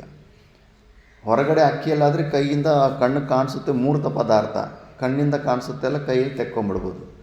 ಇಲ್ಲಿ ಏನು ಕಣ್ಣಿಗೆ ಕಾಣಿಸುವಂಥ ಪದಾರ್ಥಗಳೆಲ್ಲ ಇದು, ಅವೆಲ್ಲ ಸೂಕ್ಷ್ಮವಾದದ್ದು, ಯೋಚನೆ ಮಾಡುವಂಥ ಪದಾರ್ಥಗಳು. ಇವಾಗ ನಿಮಗೆ ದುಃಖ ಅಂದರೆ ಗೊತ್ತಾ? ಯಾವ ಕಲರ್ ಇರುತ್ತೆ ದುಃಖ? ದುಃಖದ ಕಲರ್ ಏನು?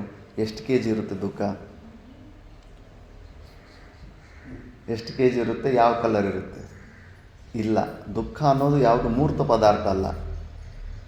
ಬಟ್ ಅದು ವಸ್ತು, ಒಂದು ದುಃಖ ಅನ್ನೋದು ಒಂದು ವಸ್ತು ಇದೆ ಅಂತ ಗೊತ್ತಿದೆ ಅಲ್ಲ, ಅನುಭವ ರೂಪದಲ್ಲಿ, ಅದೊಂದು ಭಾವನೆ ರೂಪದಲ್ಲೇ ಅದರ ಅಸ್ತಿತ್ವ. ಅದೇ ಥರ ದುಃಖ ಇದ್ದಂಗೆ ನಮ್ಮಲ್ಲಿ ಜೀವಭಾವ ಅನ್ನೋದು ಒಂದು ಆ ಥರದ ಪದಾರ್ಥ. ಮತ್ತು ನಮ್ಮ ಸ್ವರೂಪ ಪರಮಾತ್ಮ ಭಾವ ಅನ್ನೋದು ಅದು ಜ್ಞಾನ ಸ್ವರೂಪ. ಆ ಥರದ್ದು ಭಾವ ವಸ್ತುಗಳು 2 ವಸ್ತುಗಳು. ಕಣ್ಣಿಗೆ ಕಾಣಿಸುವಂಥ ವಸ್ತುಗಳಲ್ಲ, ಕಣ್ಣಿಗೆ ಕಾಣಿಸ್ದೇ ಇರೋವಂಥ ಕೇವಲ ಯೋಚನೆಯ ವಿಷಯ ಆಗಿರೋವಂಥ ವಸ್ತುಗಳು 2 ಮಿಕ್ಸ್ ಆಗಿದ್ದಾವೆ. ಈಗ ಅಕ್ಕಿಯಲ್ಲಿ ಕಳ್ಳು ಹೆಂಗೆ ತೆಗೆದು ಪಕ್ಕಕ್ಕೆ ಇಟ್ಬಿಡಬೇಕು, ಈಗ ಅಂಥ ವಸ್ತುಗಳು ಜೀವಭಾವ, ಬ್ರಹ್ಮಭಾವದಲ್ಲಿ ಜೀವಭಾವ ಅನ್ನೋ ಒಂದು ಕಲ್ಲು ಏನಿದೆಯೋ ಆ ಕಲ್ಲನ್ನು ತೆಗೆದುಬಿಟ್ಟು ಪಕ್ಕಕ್ಕೆ ಇಟ್ಕೊಂಡ್ಬಿಡ್ಬೇಕೀಗ. ಹೇಗೆ ಅಂದರೆ ನಮ್ಗೆ ಗೊತ್ತಿಲ್ವಲ್ಲ, ಅದಕ್ಕೆ ಶಾಸ್ತ್ರ ಹೇಳುತ್ತೆ. ಅದನ್ನು ತ್ವಂ ಪದಾರ್ಥ ವಿವೇಚನೆ ಅಂತಾರೆ. ತ್ವಂ ಪದಾರ್ಥ ವಿವೇಚನೆ ಅಂತ. ಈ ತ್ವಂ ಪದಾರ್ಥ ವಿವೇಚನದಲ್ಲಿ ಮುಖ್ಯವಾಗಿ ಶರೀರನ ವಿಚಾರಣೆಯಲ್ಲಿ 5 ಕೋಶಗಳಂದರೆ ಸಾಕ್ಸ್ ಹಾಕ್ಕೊಂತೀವಲ್ಲ, ಈಗ ಕಾಲಿಗೆ ಸಾಕ್ಸ್ ಹಾಕ್ಕೊತೀವಿ, ಒಂದು ಸಾಕ್ಸ್ ಮೇಲೆ 5 ಸಾಕ್ಸ್, ಒಂದ್ರ ಮೇಲೆ ಒಂದು 5 ಸಾಕ್ಸ್ ಹೆಂಗೆ ಹಾಕ್ಕೊತೀವೋ ಅದೇ ಥರ ನಮ್ಮ ಒಳಗಡೆ ಪರಮಾತ್ಮ ಇದ್ದಾನೆ. ಆ ಪರಮಾತ್ಮನ ಮೇಲೆ ನಾವು ಈ ಪಾಂಚಭೌತಿಕ ಅಂತಾರೆ 5 ಸಾಕ್ಸ್ಗಳು ಹಾಕ್ಕೊಂಡ್ಬಿಟ್ಟಿದ್ವಿ. 5 ಹೆಸರುಗಳು ಸುಮ್ಮನೆ ವಿಚಾರಕ್ಕಂತ ಆ ಥರ ಸಪ್ರೇಟ್ ಮಾಡ್ಕೊಂಡಿದ್ದಾರೆ. ಮುಖ್ಯವಾಗಿ ನಮ್ಮ ಶರೀರದಲ್ಲಿ 5 ಕೋಶಗಳಿರ್ತಾವೆ, 5 ಸಾಕ್ಸ್ಗಳು ಬಟ್ಟೆ ಹಾಕ್ಕೊಂಡಂಗೆ. ಆ 5 ಸಾಕ್ಸ್ಗಳನ್ನು ನಾವು ತೆಕ್ಕೊಂಬಿಟ್ರೆ ಮತ್ತು ಒಳಗಡೆ ಪರಮಾತ್ಮ ತಾನಾಗೆ ತಾನು ಪ್ರಕಾಶ ಆಗ್ತಾನೆ. ಮೊದಲನೇ ಸಾಕ್ಸ್ ಏನಂದರೆ ಅದನ್ನು ಅನ್ನಮಯ ಕೋಶ ಅಂತಾರೆ. ಈ ಸ್ಥೂಲವಾಗಿ ಕಣ್ಣಿಗೆಲ್ಲ ಕಾಣಿಸ್ತಾ ಇದೆಲ್ಲ ಕೈ ಕಾಲು, ಇದನ್ನು ಅನ್ನಮಯ ಕೋಶ ಅಂತಾರೆ. ಇದು ಲೋ ಲೆವೆಲಲ್ಲಿ ವಿಪರೀತವಾದ ತಾದಾತ್ಮ್ಯ. ಈ ಶರೀರನೇ ನಾನು ಅಂತ, ಶರೀರಕ್ಕೆ ಏನು ಆದರೂ ಕೂಡ ನನಗೆ ನೋವಾಯಿತು ಅನ್ನೋ ಭ್ರಾಂತಿ. ಬಟ್ ಭಾರತ ದೇಶದಲ್ಲಿ ಈ ಅನ್ನಮಯ ಕೋಶ ನಾವು ನಮ್ಮ ಸ್ವರೂಪ ಒರಿಜಿನಲ್ ಸ್ವರೂಪ ಅಲ್ಲ ಬಿಡು ಅಂತ ಸ್ವಲ್ಪ ಜ್ಞಾನ ಇರುತ್ತೆ. ಯಾಕಂದರೆ ನಾವು ಆಸ್ತಿಕರಾದ್ದರಿಂದ ನಾವು ಈ ಸ್ಥೂಲ ಶರೀರನ ಭೂಮಿಯಲ್ಲೇ ಬಿಟ್ಟು ಹೋಗ್ತೀವಿ ಅಂತ ಗೊತ್ತು. ನೋಡ್ತಾ ಇದ್ದೀವಿ ಎಷ್ಟೋ ಜನ ಬಿಟ್ಟು ಹೋಗ್ತಾ ಇದ್ದಾರೆ. ಆದ್ದರಿಂದ ಈ ಸ್ಥೂಲ ಶರೀರಕ್ಕಿಂತ ಸಪ್ರೇಟಾಗಿ ಗಾಳಿ ಥರ ಯಾವುದೋ ಒಂದು ಸೂಕ್ಷ್ಮ ಶರೀರ ಇದೆ, ಅದೇ ನಮ್ಮ ಸ್ವರೂಪ ಅನ್ನೋದು ನಮಗೆ ಗೊತ್ತು. ನಾವು ಭಾರತ ದೇಶದಲ್ಲಿ ಹುಟ್ಟಿರೋರು. ಆದ್ದರಿಂದ ಈ ಅನ್ನಮಯ ಕೋಶ ನನ್ನ ಸ್ವರೂಪ ಅಲ್ಲ ಅನ್ನೋದು ನಮ್ಗೆ ಈಸಿ ಭಾರತ ದೇಶದಲ್ಲಿರೋರು. ಈ ಥರ ಅನ್ನಮಯ ಕೋಶ ಅಂತ ಒಂದು ಸ್ಯಾಕ್ಸನ್ನು ತೆಗೆದುಬಿಟ್ವಿ ಈಗ ನಮ್ಮ ಶರೀರದಲ್ಲಿ.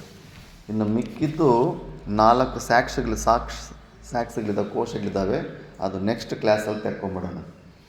ಓಂ ಪೂರ್ಣಮದ ಪೂರ್ಣಮಿದಂ ಪೂರ್ಣಾತ್ ಪೂರ್ಣಮುದಚ್ಯತೆ ಪೂರ್ಣಸ್ಯ ಪೂರ್ಣಮಾದಾಯ ಪೂರ್ಣಮೇವಾವಶಿಷ್ಯತೆ. ಓಂ ಶಾಂತಿ ಶಾಂತಿ ಶಾಂತಿ.